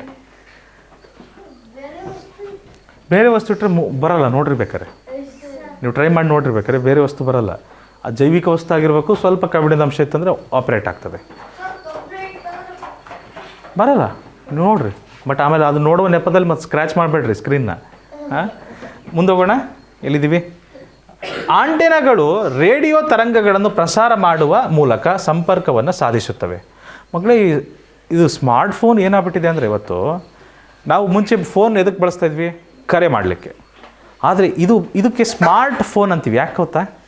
ಸ್ಮಾರ್ಟ್ ಇದು ಯಾಕೆ ಸ್ಮಾರ್ಟು? ಇದನ್ನು ಬರೀ ಕರೆ ಮಾಡೋದಕ್ಕೆ ಬಳಸಲ್ಲ ನಾವು, ಗೇಮ್ ಆಡೋದಕ್ಕೆ. ಯಾರಿದು ಗೇಮ್ ಆಡ್ತೀರಾ? ತೊಂದರೆ, ತಪ್ಪೇನಿಲ್ಲ, ಗೇಮ್ ಆಡೋದು ತಪ್ಪೇನಿಲ್ಲ. ಬೈದಪ್ಪ, ಯಾವ್ಯಾವ ಗೇಮ್ ಆಡ್ತೀರಾ? ಫ್ರೀ ಫೈರು, ಜೊಂಬಿ ಫೈರು, ಮತ್ತು ಯಾವ್ಯಾವ ಫೈರ್ ಇದಾವಪ್ಪ? Indian bike, PUBG, Indian tractor, PUBG, Parle G, ಮತ್ತೇನೇನಿದ್ದಾವೆ? India best 3D game. Okay, ludo, carrom, chess, ಇದು ವಾಲಿಬಾಲ್ ಯಾರು ಆಡಲ್ವಾ?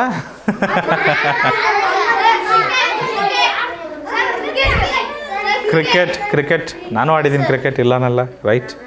ಆದರೆ ಒಂದು ಗಮನಿಸಿದ್ರೆ ಮಕ್ಕಳೇ, ಆನ್ಲೈನಲ್ಲಿ ಗೇಮ್ ಆಡ್ತಿರ್ತೀರಲ್ಲ, ಆನ್ಲೈನಲ್ಲಿ ಗೇಮ್ ಆಡ್ಬೇಕಾದ್ರೆ ಕೆಲವೊಂದು ಅಡ್ವರ್ಟೈಸ್ಮೆಂಟ್ಗಳು ಬರ್ತಾ ಇರ್ತವೆ. ಜಂಗ್ಲಿ ರಮ್ಮಿ ಅಂತ ಬರುತ್ತೆ. ಆಫ್ಲೈನ್ ಗೇಮ್ ತೊಗೊಂಡ್ರೆ ಎಲ್ಲ ಫೀಚರ್ಸ್ ಅದರಲ್ಲಿ ಓಪನ್ ಆಗೋಲ್ಲ. ಕೆಲವೊಂದು ಫೀಚರ್ಸು ಆನ್ಲೈನ್ ಬೇಕೇ ಬೇಕು ಅದಕ್ಕೆ. ಸೊ ಇಂಟರ್ನೆಟ್ ಆನ್ ಆದ ತಕ್ಷಣ ಏನಾಗ್ತದೆ, ಕೆಲವೊಂದು ವಿಷಯಗಳನ್ನು ನಿಮಗೆ ತಂದು ತೋರಿಸ್ತಾರೆ. ಇದನ್ನು ಖರೀದಿ ಮಾಡಿರಿ, ಇದನ್ನು ಆಟ ಆಡ್ರಿ, ಇದನ್ನು ಮಾಡಿರಿ ಅಂತ. ಆಮೇಲೆ ಗೇಮ್ ಆಡ್ತಿರ್ತೀರಲ್ಲ, ಮಧ್ಯದಲ್ಲಿ ನೀವು ಹೊಸ ಒಂದು ಬೈಕ್ ತಗೊಳ್ರಿ, ಗೇಮ್ ಒಳಗೆ ಚೆನ್ನಾಗಿ ಆಡ್ಬೋದು ಅಂತ ಬರ್ತದೆ ಅಡ್ವರ್ಟೈಸ್ಮೆಂಟೆಲ್ಲ. ಅದನ್ನು ಅಪ್ಪಿತಪ್ಪಿ ನೀವು ಕ್ಲಿಕ್ಕಿಸಿ ಏನಾದ್ರು ಪಾಸ್ವರ್ಡ್ ಹಾಕಿಬಿಟ್ರಪ್ಪ ಅಂದರೆ ನಿಮ್ಮ ತಂದೆ ತಾಯಿ ಬ್ಯಾಂಕ್ ಅಕೌಂಟ್ ಎಲ್ಲ ಖಾಲಿ ಆಗಿಬಿಡುತ್ತೆ. ಅಕೌಂಟ್ ಎಲ್ಲ ಹೋಗ್ಬಿಡ್ತದೆ ದುಡ್ಡು. ಮತ್ತು ಕೆಲವೊಂದು ಗೇಮ್ಸ್ಗಳು ಆಡೋಕ್ಕೆ ಚೆನ್ನಾಗಿರ್ತದೆ, ಆದರೆ ನೀವು ಗೇಮ್ ಆಡ್ತಾ ಇರ್ತೀರಾ, ಆದರೆ ಅದರ ಬ್ಯಾಕ್ಗ್ರೌಂಡಲ್ಲಿ ಹಿಂಬದಿಯಲ್ಲಿ ನಿಮ್ಮ ಫೋನಲ್ಲಿರುವ ಮಾಹಿತಿನೆಲ್ಲ ಹ್ಯಾಕರ್ಸ್ ಕದೀತಾ ಇರ್ತಾರೆ. ನಿಮ್ಮ ಫೋಟೋಗಳನ್ನು, ನಿಮ್ಮ ವೀಡಿಯೋಗಳನ್ನು, ಮತ್ತೇನಾದರೂ ಯಾವುದಾದ್ರೂ ಬ್ಯಾಂಕ್ ಪಾಸ್ಬುಕ್ ಫೋಟೋ ಎಲ್ಲ ಹೊಡ್ಕೊಂಡಿರ್ತೀರ ಒಂದೊಂದ್ಸರಿ ಸ್ಕ್ಯಾನ್ ಮಾಡ್ಕೊಳ್ಳಿಕ್ಕೆ. ಆ ಮಾಹಿತಿನೆಲ್ಲ ಕದ್ಬಿಟ್ಟು ನಿಮ್ಮ ಬ್ಯಾಂಕಲ್ಲಿರುವ ದುಡ್ಡನ್ನೆಲ್ಲ ದೋಚಿಬಿಡ್ತಾರೆ ಅವರು, ನಿಮಗೆ ಗೊತ್ತಿಲ್ಲದ ಹಾಗೆ. ಅರ್ಥ ಆಯ್ತಾ? ಸೊ ಈ ಥರ ಸೈಬರ್ ಅಪರಾಧಗಳು, ಇವಕ್ಕೇನಂತೀವಿ? ಸೈಬರ್ ಅಪರಾಧಗಳು ಹೆಚ್ಚಿದಾವೆ ಇವತ್ತಿನ ಕಾಲದಲ್ಲಿ. ಭಾಳ ಹುಷಾರಾಗಿರ್ಬೇಕು ಶ್ರೀಲಕ್ಷ್ಮಿ. ಓಕೆ. ಮತ್ತು ಜೊತೆಗೆ ನೋಡಿರಿ, ಈ ಸೈಬರ್ ಅಪರಾಧದ ಬಗ್ಗೆ ಒಂದು ಕೆಲಸ ಮಾಡೋಣ. ಇದ್ರ ಬಗ್ಗೆ ನಿಮಗೆ ಅರಿವು ಮೂಡಿಸೋಕ್ಕೆ ಒಂದು ಗದ್ಯ ಭಾಗವನ್ನೇ ನಿರ್ಮಾಣ ಮಾಡಿಬಿಡೋಣ. ಮುಂಬರುವ ಒಂದು ಪರೀಕ್ಷೆಯಲ್ಲಿ ಸೈಬರ್ ಅಪರಾಧದ ಬಗ್ಗೆ ಒಂದು ಗದ್ಯ ಭಾಗ ಇಡೋಣ. ಈಗ ಸದ್ಯಕ್ಕೆ ಮುಂದೆ ಹೋಗೋಣ ಮಕ್ಕಳೇ. ಹುಷಾರಾಗಿರ್ರಿ. ಮೊಬೈಲ್ ಅನ್ನೋದು ಅದ್ಭುತ ವಸ್ತು ಮಕ್ಕಳೇ, ಖಂಡಿತ ಅದ್ಭುತ ವಸ್ತು. ನನಗಂತೂ ಭಾಳ ಖುಷಿ ಆಗ್ತದೆ. ಎಷ್ಟೋ ನನ್ನ ಕೆಲಸಗಳು ಮೊಬೈಲಲ್ಲೇ ಮುಗಿದೋಗ್ತವೆ. ಕಂಪ್ಯೂಟರ್ಗಿಂತ ಹೆಚ್ಚು ಸಾಮರ್ಥ್ಯ ಇವತ್ತು ಮೊಬೈಲ್ಗಳಿಗಿದ್ದಾವೆ. ಅಂಥ ಅದ್ಭುತ ವಸ್ತುನ ಬರೀ ವಿಡಿಯೋ ನೋಡೋದಕ್ಕೆ, ರೀಲ್ಸ್ ನೋಡೋದಕ್ಕೆ, ಗೇಮ್ ಆಡೋದಕ್ಕೆ ಬಳಸಬೇಡ್ರಿ. ಅದರಿಂದ ಏನು ಬೇಕಾದರೂ ಮಾಡ್ಬೋದು ಇವತ್ತು ನೀವು. ಇಡೀ ಜಗತ್ತೇ ನಿಮ್ಮ ಅಂಗೈಯಲ್ಲಿದೆ. ಗೂಗಲ್ ಮ್ಯಾಪ್ಸ್, ಹೌದಾ ಇಲ್ವಾ? ಭೂಮಿಯ ಯಾವ ಭಾಗವನ್ನು ಬೇಕಾದರೂ ಝೂಮ್ ಮಾಡಿ ನೋಡ್ಬೋದು ಪ್ರತಿಭಾ, ಹೌದಾ ಇಲ್ವಾ? ಏನು ಡೌಟ್ ಇದೆ? ಆಂಟೆನಾ ಅಂದರೆ ಈ ಥರ ಈ ರೇಡಿಯೋ ನೋಡಿದ್ದೀರಾ ನೀವು? ರೇಡಿಯೋ ನೀವು ನೋಡಿಲ್ಲ ಮರಿ, ಅದಕ್ಕೆ ಗೊತ್ತಾಗಲ್ಲ. ಅದ್ರ ಮೇಲೆ ಒಂದು ಕಡ್ಡಿ ಇರುತ್ತೆ ಮೇಲ್ಗಡೆ, ಸಣ್ಣದೊಂದು ಕಡ್ಡಿ ಇರುತ್ತಲ್ಲ, ಅದಕ್ಕೆ ಅದೇನು ಮಾಡ್ತದೆ, ಸಿಗ್ನಲ್ನ ರಿಸೀವ್ ಮಾಡುತ್ತದು, ಆಯಿತಾ? ಮತ್ತು ಕೆಲವು ಆಂಟೆನಾಗಳು ಪ್ರಸಾರಣನೂ ಮಾಡ್ತವೆ. ಸೊ ಅದಕ್ಕೆ ಏನಂತೀವಿ ನಾವು, ಆಂಟೆನಾಗಳು ಅಂತ ಕರಿತೀವಿ. ಹೌದು, ನನ್ನ ಹತ್ರನೂ ಒಂದು ಆಂಟೆನಾ ಇದೆ, ತೋರಿಸ್ತೀನಿ ತಡ್ರಿ. ಇದು ನನ್ನ ಬಳಿ ಇರುವ ಆಂಟೆನಾ. ಟಾಯಿಂಗ್ ಟಾಯಿಂಗ್ ನೋಡ್ತಾ ಇದ್ದೀರಾ? ಇದು ನಾನು ಮಾತಾಡಿದ್ದನ್ನು ಇಲ್ಲಿ ಈ ಆಂಟೆನಾ ಟ್ರಾನ್ಸ್ಮಿಟ್ ಮಾಡ್ತದೆ ಆನ್ಲೈನ್ ಮಕ್ಕಳಿಗೆ. ಅಲ್ಲಿ ಮಕ್ಕಳಿಗೆ ಅದು ಧ್ವನಿ ಮುದ್ರಣ ಆಗಿ ಕಾಣ್ತದೆ. ಹೇಳಪ್ಪ, ಏನಪ್ಪ? ಇದೆ ಅಂತ ಕೈ ಎತ್ತಿಬಿಟ್ಟು ಏನೂ ಇಲ್ಲ ಅಂದರೆ. Good morning sir. Shivanayak sir, good morning. Okay, ಮುಂದೆ ಹೋಗ್ಬೋದಾ ಸರ್? ಓಕೆ, ಏನೂ ಇಲ್ಲ ಸರ್. ವಾವ್, ಪ್ರಸಾರ ಎಲ್ಲಿದೆ ಇದು? ಓಕೆ, ಎಲ್ಲದಕ್ಕಿಂತ ಇಂಪಾರ್ಟೆಂಟ್ ಬ್ಯಾಟರಿ ಬೇಕಲ್ವಾ ಸ್ಮಾರ್ಟ್ಫೋನ್ಗೆ? ಎಲ್ಲ ಕೆಲಸ ಮಾಡ್ಬೇಕಂದ್ರೆ ಅದಕ್ಕೆ ಶಕ್ತಿ ಬೇಕು. ಶಕ್ತಿ ಯಾರು ಕೊಡ್ತಾರೆ? ಬ್ಯಾಟ್ರಿ ಕೊಡ್ತಾರೆ. ಬ್ಯಾಟ್ರಿ ಈ ಸಮಸ್ತ ವ್ಯವಸ್ಥೆಗೆ ಶಕ್ತಿಯನ್ನು ಒದಗಿಸುತ್ತದೆ. ಹೀಗೆ ಈ ಸಮಸ್ತ ಘಟಕಗಳು ಪರಸ್ಪರ ಸಮನ್ವಯದಿಂದ ಕೆಲಸ ಮಾಡುವ ಮೂಲಕ ಸ್ಮಾರ್ಟ್ಫೋನ್ ಅಸಾಧಾರಣ ಸಾಧನವಾಗಿ ಕಾರ್ಯನಿರ್ವಹಿಸುತ್ತದೆ. ಅದ್ಭುತ ಆವಿಷ್ಕಾರ ಮಕ್ಕಳು ಸ್ಮಾರ್ಟ್ಫೋನ್.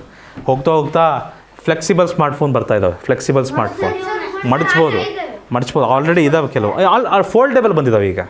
ಈಗ ಫೋಲ್ಡೇಬಲ್ ಬಂದಿದ್ದಾವೆ. ಒಂದು ಫೋಲ್ಡ್ ಮಾಡ್ತಿದ್ದೀರಿ, ಹೋಗ್ತಾ ರೋಲ್ ಮಾಡಿಬಿಡ್ಬೋದು ಅವನ್ನ ಹೋಗ್ತಾ. ಆಮೇಲೆ ವಾಚ್ ಆಲ್ರೆಡಿ ಬಂದಿದೆ, ಸ್ಮಾರ್ಟ್ ವಾಚ್ಗಳು ಬಂದಿದ್ದಾವೆ. ಒಂದು ನಿಮಿಷ, ಏನಪ್ಪ? ದೊಡ್ಡದಾಗ್ತದಲ್ಲ, ಹಿಂಗಿರ್ತದೆ. ಹಿಂಗೆ ಓಪನ್ ಮಾಡಿದ್ರೆ ಟ್ಯಾಬ್ ಆಗ್ತದೆ. ನಂತರ ಏನಾಗ್ತದೆ, ಹಿಂಗೆ ಬ್ಯಾಂಡ್ ಬರ್ತದಲ್ಲ, ನೀವು ಹೊಡ್ಕೊತೀರಲ್ಲ, ಒಂದು ಸ್ಕೇಲ್ ಥರ ಇರುತ್ತೆ, ಫ್ರೆಂಡ್ಶಿಪ್ ಬ್ಯಾಂಡ್ ಅಂತ ಹಾಕ್ಕೊತೀರಲ್ಲ. ಸೊ ನಂತರ ಆ ಫೋನ್ ಇರ್ತದೆ, ಫೋನ್ ಹಿಂಗೆ ಅಂದ್ಬಿಟ್ರೆ ಇದು ಕೈ ಸುತ್ಕೊಂಡ್ಬಿಡುತ್ತದು, ಕೈ ಮೇಲೆ ಇರುತ್ತದು, ವಾಚ್ ಆಗಿಬಿಡುತ್ತದು. ಬೇಕಂದ್ರೆ ತಗೊಬೋದು, ಮತ್ತೆ ವಾಪಸ್ ಅದು ಫೋನ್ ಆಗ್ತದೆ. ಆ ಥರದ್ದು ಒಂದು ಫೋನ್ ಬರ್ತಾಯಿದೆ ನಿಧಾನವಾಗಿ. ನೀವೇ ಮಾಡ್ತೀರಿ ಎಲ್ಲ. ಕಾರ್ಯ ಅಂದರೆ ಮಕ್ಕಳೇ ಕೆಲಸ, ಮತ್ತು ಮಾಹಿತಿ ಅಂದರೆ ಡೇಟಾ, ವಿಷಯಕ್ಕೂ ಆದರೆ ಇದು ನಮ್ಮ ತಂತ್ರಜ್ಞಾನಕ್ಕೆ ಸಂಬಂಧಪಟ್ಟಂತೆ ಅದು ಡೇಟಾ ಆಗ್ತದೆ. ವಿರುದ್ಧಾರ್ಥಕ ಪದಗಳು ಸಂಭ್ರಮ ಅವಿಭಾಜ್ಯ, ಅದಕ್ಕೆ ವಿರುದ್ಧಾರ್ಥಕ ಪದ ವಿಭಾಜ್ಯ. ಮತ್ತು ಮುಖ್ಯ, ಗೌಣ, ಮುಖ್ಯವಲ್ಲದ, ಪ್ರಾಮುಖ್ಯತೆ ಇಲ್ಲದ. ಆಯಿತಾ? ಮುಖ್ಯ ಅಂದರೆ ಭಾಳ ಅತ್ಯಂತ ಮುಖ್ಯವಾದದ್ದು ಅಂತ, ಗೌಣ ಅಂದರೆ ಮುಖ್ಯ ಅಲ್ಲದ್ದು ಅಂತ. ಸಂಸ್ಕರಿಸು, ನಿರ್ಲಕ್ಷಿಸು. ಫ್ಯಾಂಟಾಸ್ಟಿಕ್. ಮೊದಲ ಪ್ರಶ್ನೆ, ಸಂಸ್ಕರಿಸು ಈ ಪದದ ವಿರುದ್ಧಾರ್ಥಕ ಪದ ಯಾವುದು? ನಿರ್ಲಕ್ಷಿಸು. ಪ್ರಕ್ರಿಯೆಗೊಳಿಸು ಅಲ್ಲ, ನಿರ್ಲಕ್ಷಿಸು. ನೋಡಿ, ಈ ಡ್ರೈವಿಂಗ್ ಮಾಡ್ಬೇಕಾದ್ರೆ ಈ ಫೋನ್ನ ಬಳಸಿಬಿಟ್ರೆ ನಾವು ಡ್ರೈವಿಂಗ್ನ ನಿರ್ಲಕ್ಷಿಸ್ತಿದ್ದೀವಿ, ಹೌದಾ ಇಲ್ವಾ? ಈ ಥರ ನಿರ್ಲಕ್ಷ್ಯದಿಂದ ಗಾಡಿನ ಓಡಿಸಿದ್ರೆ ಏನಾಗ್ತದೆ? ಅಪಘಾತಗಳಾಗ್ತವೆ, ಆಕ್ಸಿಡೆಂಟ್ಸ್ಗಳಾಗ್ತವೆ. ಹಾಗಾಗಿ ಗಾಡಿಯನ್ನು ಓಡಿಸ್ಬೇಕಾದ್ರೆ ಫೋನನ್ನು ಆದಷ್ಟು ಬಳಸಬಾರ್ದು ಮಕ್ಕಳೇ. ಡ್ಯಾಶ್ ಸ್ಮಾರ್ಟ್ಫೋನ್ನ ಮುಖ್ಯ ಭಾಗವಾಗಿದೆ. ಯಾವುದು? ಪ್ರೊಸೆಸರ್. ಇದು ಸ್ಮಾರ್ಟ್ಫೋನ್ನ ಮುಖ್ಯ ಭಾಗವೆಂದರೆ ಪ್ರೊಸೆಸರ್. ಇದನ್ನು ಉಲ್ಟಾ ಕೇಳಿದ್ದಾರೆ, ಡ್ಯಾಶ್ ಸ್ಮಾರ್ಟ್ಫೋನ್ನ ಮುಖ್ಯ ಭಾಗ. ಡ್ಯಾಶ್ ಸ್ಮಾರ್ಟ್ಫೋನ್ನ ಮುಖ್ಯ ಭಾಗವಾಗಿದೆ. ಉಲ್ಟಾ ಕೇಳಿದಾರಲ್ವ, ಅದೇ ಪ್ರಶ್ನೆಯನ್ನು. ಸೊ ಅರ್ಥ ಯಾರು ತಿಳ್ಕೊತೀರಿ ಅವರಿಗೆ ಖಂಡಿತ ಉತ್ತರ ಸಿಗ್ತದೆ. ಪ್ರೊಸೆಸರ್, ಆಪ್ಷನ್ ಸಿ ಇದಕ್ಕೆ ಸರಿಯಾದ ಉತ್ತರ. ಪ್ರೊಸೆಸರ್ ಈ ಥರ ಇರ್ತದೆ ಮಕ್ಕಳೇ, ನೋಡಲಿಕ್ಕೆ ಇಷ್ಟೇ ಇರ್ತದೆ, ಚಿಪ್ಪದು. ಎಲ್ಲ ಫೋನಲ್ಲೂ, ಪ್ರತಿ ಫೋನಲ್ಲೂ ಒಂದು ಪ್ರೊಸೆಸರ್ ಇದ್ದೇ ಇರ್ತದೆ. ಪ್ರತಿಯೊಂದು ಫೋನಿಗೂ. ಹೌದಪ್ಪ. ಆಟಾಡ್ರಿ ಚೆನ್ನಾಗಿ ತಗೊಂಬಿಟ್ಟು. ಮೆಮೊರಿ ಚಿಪ್ಗಳು ಡ್ಯಾಶ್ ಕಾರ್ಯವನ್ನು ನಿರ್ವಹಿಸುತ್ತವೆ. ಡೇಟಾ ಸಂಗ್ರಹಣೆ ಮಾಡ್ತವೆ. ನೋಡಿದ್ದೀರಲ್ವ ಈ ಥರ ಚಿಪ್ಗಳನ್ನು? ನಿಮ್ಮ ಪೋಷಕರ ಫೋನ್ಗಳಲ್ಲಿ ಈ ಥರದೊಂದು ಚಿಪ್ ಇರ್ತದೆ. ಇದರೊಳಗೆ ಎಲ್ಲ ಡೇಟಾ ಸಂಗ್ರಹಣೆ ಆಗ್ತದೆ, ಮಾಹಿತಿ ಸಂಗ್ರಹಣೆ ಆಗ್ತದೆ. ನೀವು ತಾಳೋ ಫೋಟೋ, ವಿಡಿಯೋ ಅದೆಲ್ಲ ಅದರೊಳಗಡೆ ರೆಕಾರ್ಡ್ ಆಗಿರ್ತದೆ. ಅದು ಸಹ ಒಂದು ಮೆಮೊರಿ ಚಿಪ್ಪಲ್ಲಿ ಇರ್ತದೆ. Very good observation. All right. Guruswamy, ಗದ್ಯಾಂಶದಲ್ಲಿ ಉಲ್ಲೇಖಿಸಿದ ತಂತ್ರಜ್ಞಾನದ ಮುಖ್ಯ ವಿಶೇಷತೆ ಯಾವುದು? ಗದ್ಯಾಂಶದಲ್ಲಿ ಉಲ್ಲೇಖಿಸಿದ ತಂತ್ರಜ್ಞಾನದ ಮುಖ್ಯ ವಿಶೇಷತೆ ಏನಂತ ಹೇಳ್ಬೇಕು ನಾವು? ಇದು ಕೇವಲ ಸಂಪರ್ಕಿತತೆಯನ್ನು ಒದಗಿಸುತ್ತದೆ. ಫೋನ್ ಬರೀ ಸಂಪರ್ಕ ಮಾಡಲಿಕ್ಕೆ ಅಷ್ಟೇ ಇದೆಯಾ? ಇಲ್ಲ. ಇದು ಸಾಂಪ್ರದಾಯಿಕ ಫೋನ್ನಂತೆ ಕಾರ್ಯನಿರ್ವಹಿಸುತ್ತದೆ. ಸಾಂಪ್ರದಾಯಿಕ ಫೋನ್ ಅಂದರೆ ಹಳೆ ಫೋನ್ ಇತ್ತಲ್ಲ, ಆ ಥರ ಕಾರ್ಯನಿರ್ವಹಿಸುತ್ತದೆ? ಅಷ್ಟೇ ಇಲ್ಲ ನಮ್ಮಲ್ಲಿ. ಇದು ಕೇವಲ ಮಾಹಿತಿ ಸಂಗ್ರಹ ಆಗಿದೆ. ಮಾಹಿತಿ ಅಷ್ಟೇ ಸಂಗ್ರಹಣೆ ಮಾಡ್ತದ? ಇಲ್ಲ. ಇದು ವಿವಿಧ ಘಟಕಗಳ ಸಮನ್ವಯಿತ ಕಾರ್ಯನಿರ್ವಹಣೆ ಮಾಡ್ತದೆ. ಹೌದಲ್ವಾ? ಹೇಳಿದಾರಲ್ವಾ? ಸಾಕಷ್ಟು ವಸ್ತುಗಳು, ಆಂಟಿನ ಬರ್ತದೆ, ಬ್ಯಾಟ್ರಿ ಬರ್ತದೆ, ಪ್ರೊಸೆಸರ್ ಬರ್ತದೆ, ಮೆಮೊರಿ ಚಿಪ್ ಬರ್ತದೆ, ಟಚ್ ಸ್ಕ್ರೀನ್ ಇರುತ್ತೆ. ಇವೆಲ್ಲವೂ ಒಟ್ಟೊಟ್ಟಿಗೆ ಕೆಲಸ ಮಾಡಬೇಕು. ಹೌದಾ? ಇನ್ನು ರ್ಯಾಮ್ ಇದೆ, ಕ್ಯಾಮ್ರಾ ಇದೆ, ಅವೆಲ್ಲ ಸೇರಿಸಿಲ್ಲ ನಾನು. ಅವೆಲ್ಲವೂ ಸೇರ್ತದೆ. ಕ್ಯಾಮ್ರಾದಲ್ಲಿ ಮತ್ತೆ back side 3 camera, front side 1 camera, ಈ ಥರ ಎಲ್ಲ ಬಂದಿದೆ ಇವಾಗ. ಇವೆಲ್ಲವೂ ಒಟ್ಟೊಟ್ಟಿಗೆ ಕೆಲಸ ಮಾಡಿದ್ರೆ ಸ್ಮಾರ್ಟ್ಫೋನ್ ಕಾರ್ಯನಿರ್ವಹಿಸುತ್ತದೆ. ಹೌದಲ್ವಾ? ಸೊ ವಿವಿಧ ಘಟಕಗಳ ಸಮನ್ವಯಿತ ಕಾರ್ಯನಿರ್ವಹಣೆ ಎಲ್ಲಿದೆ? ಸಮಸ್ತ ಘಟಕಗಳು. ಹೀಗೆ ಸಮಸ್ತ ಘಟಕಗಳು ಪರಸ್ಪರ ಸಮನ್ವಯದಿಂದ ಕೆಲಸ ಮಾಡುವ ಮೂಲಕ ಸ್ಮಾರ್ಟ್ಫೋನ್ ಅಸಾಧಾರಣ ಸಾಧನವಾಗಿ ಕಾರ್ಯನಿರ್ವಹಿಸುತ್ತದೆ. ಈ ಭಾಗದಲ್ಲಿ ತಂತ್ರಜ್ಞಾನದ ಬಗ್ಗೆ ಅವರು ವಿಶ್ಲೇಷಣೆ ಕೊಟ್ಟಿದ್ದಾರೆ. ಒಪ್ಪಬಹುದಾ? ಆಪ್ಷನ್ ಡಿ ಸರಿನಾ ಮಕ್ಕಳೇ? ಎಲ್ಲರೂ ಹಾಕಿದ್ದೀರಾ? ಯಾರು ತಪ್ಪಾಗಿದೆ? ತೊಂದರೆ ಇಲ್ಲ. ಯಾಕೆ ತಪ್ಪಾಯಿತು? ಯಾಕೆ ತಪ್ಪಾಯಿತು ಅಂತ ಗೊತ್ತಾಯ್ತಾ ಇವಾಗ ಏನಾದರೂ? ಹಾಂ, ಅರ್ಥ ಆಯ್ತಾ? ಅಲ್ಲ, ತಪ್ಪು ಅಂತ ಅರ್ಥ ಆಯ್ತಾ ಅದು? ಸರಿ, ಅಷ್ಟಿದ್ರೆ ಸಾಕು. ನೆಕ್ಸ್ಟ್ ಮುಂದಿನ ಗದ್ಯ ಭಾಗಗಳು ಈ ರೀತಿ ತಪ್ಪುಗಳನ್ನು ಮಾಡ್ಕೊಬೇಡಿ. ಕುಶಾಲ್ಟಿ ಪ್ಲೀಸ್ ಸರಿಯಾಗಿ ಕೊರಿ. ಈ ಗದ್ಯಾಂಶಕ್ಕೆ ಸೂಕ್ತವಾದ ಶೀರ್ಷಿಕೆ ಯಾವುದು? ಸ್ಮಾರ್ಟ್ಫೋನ್ಗಳ ತಂತ್ರಜ್ಞಾನ ಅಂತ ಹೇಳ್ಬೋದಾ, ಅಥವಾ ಫೋನ್ಗಳ ಇತಿಹಾಸ ಅಂತ ಹೇಳ್ಬೋದಾ? ಫೋನ್ಗಳ ಇತಿಹಾಸದ ಬಗ್ಗೆ ಹೇಳಿದ್ದಾರೆ ಇಲ್ಲಿ. ಮೊದಲು ಫೋನನ್ನು ಕಂಡುಹಿಡಿದದ್ದು ಅಲೆಕ್ಸಾಂಡರ್ ಗ್ರಾಹಂ ಬೆಲ್ ಅಂತ ಹೇಳಿದಾರ? ಇಲ್ಲ. ಆಧುನಿಕ ಸಂಪರ್ಕ ವಿಧಾನಗಳು ಅಂತ ಹೇಳಿದ್ದಾರೆ? ಅದೂ ಇಲ್ಲ. ವಿದ್ಯುತ್ ಸಾಧನಗಳ ಬಳಕೆ ಬರೋಕ್ಕೆ ಸಾಧ್ಯ ಇಲ್ಲ ಮಕ್ಕಳೇ. ಆಪ್ಷನ್ ಏನೇ ಬಹಳ ಸೂಕ್ತ ಸಮಂಜಸವಾದ ಉತ್ತರ. ಮುಂದೋಗ್ಬೋದಾ? ಮುಂದಿನ ಗದ್ಯ ಭಾಗ ಸೌರಶಕ್ತಿ ಬಗ್ಗೆ ಇದೆ. ಸೋಲಾರ್ ಸಿಸ್ಟಮ್ ಬಗ್ಗೆ ಹಿಂದೆ ಓದಿದ್ವಿ, ಸೌರ ಮಂಡಲದ ಬಗ್ಗೆ ಓದಿದ್ವಿ. ಈಗ ಸೌರಶಕ್ತಿ ಬಗ್ಗೆ ಓದ್ತೀವಿ. ಇದು ಭವಿಷ್ಯದ ಶಕ್ತಿ ಮಕ್ಕಳೇ. ನೀವು ನಿಮ್ಮ ಮನೆಗಳಲ್ಲಿ ಅಳವಡಿಸಿಕೊಳ್ಳುವಂತಹ ಶಕ್ತಿ ಸಂಪನ್ಮೂಲ ಸೌರಶಕ್ತಿ. ಇದು ಸೋಲಾರ್ ಪ್ಯಾನಲ್. ಆ ಸೌರಶಕ್ತಿಯನ್ನು ಇದು ಸೂರ್ಯನ ಕಿರಣಗಳನ್ನು ವಿದ್ಯುತ್ ಶಕ್ತಿಯಾಗಿ ಪರಿವರ್ತಿಸುವ ಸಾಧನ. ಇದಿತ್ತಂದರೆ ಈ ಸೂರ್ಯಶಕ್ತಿಯನ್ನು ತಗೊಂಡು ಅದನ್ನು ವಿದ್ಯುತ್ ಶಕ್ತಿಯಾಗಿ ಹೊರಗೆ ಕಳಿಸ್ತದೆ. ಅದು ಸೌರಶಕ್ತಿಯು ಭವಿಷ್ಯತ್ತಿನ ಮುಂದಿನ ದಿನಗಳ ಸೌರಶಕ್ತಿಯು ಭವಿಷ್ಯತ್ತಿನ ಶುದ್ಧ ಇಂಧನದ ಮೂಲವಾಗಿದೆ. ಗುರುಸ್ವಾಮಿ, ಸೂರ್ಯನ ಪ್ರಕಾಶದಿಂದ ವಿದ್ಯುತ್ ಉತ್ಪಾದನೆ ಮಾಡುವ ಈ ತಂತ್ರಜ್ಞಾನವು ಪರಿಸರಕ್ಕೆ ಹಾನಿಕಾರವಲ್ಲ. ಸೌರ ಫಲಕಗಳ, ಇದು ಸೌರ ಫಲಕ ಅಂತೀವಿ ಕನ್ನಡದಲ್ಲಿ ಹೇಳೋದಾದರೆ, ಸೋಲಾರ್ ಪ್ಯಾನಲ್ ಅಂತ ಹೇಳ್ತೀವಿ ಅಥವಾ ಸೌರ ಫಲಕ ಅಂತ ಹೇಳ್ತೀವಿ. ಫಲಕ ಅಂದರೆ ಪ್ಯಾನಲ್ ಅಂತ ಅರ್ಥ, ಬೋರ್ಡ್ ಅಂತ ಅರ್ಥ. ಸೌರ ಫಲಕಗಳ ಮೂಲಕ ಸೂರ್ಯನ ಕಿರಣಗಳನ್ನು ಸೆರೆ ಹಿಡಿದು ವಿದ್ಯುತ್ತಾಗಿ ಪರಿವರ್ತಿಸಲಾಗುತ್ತದೆ.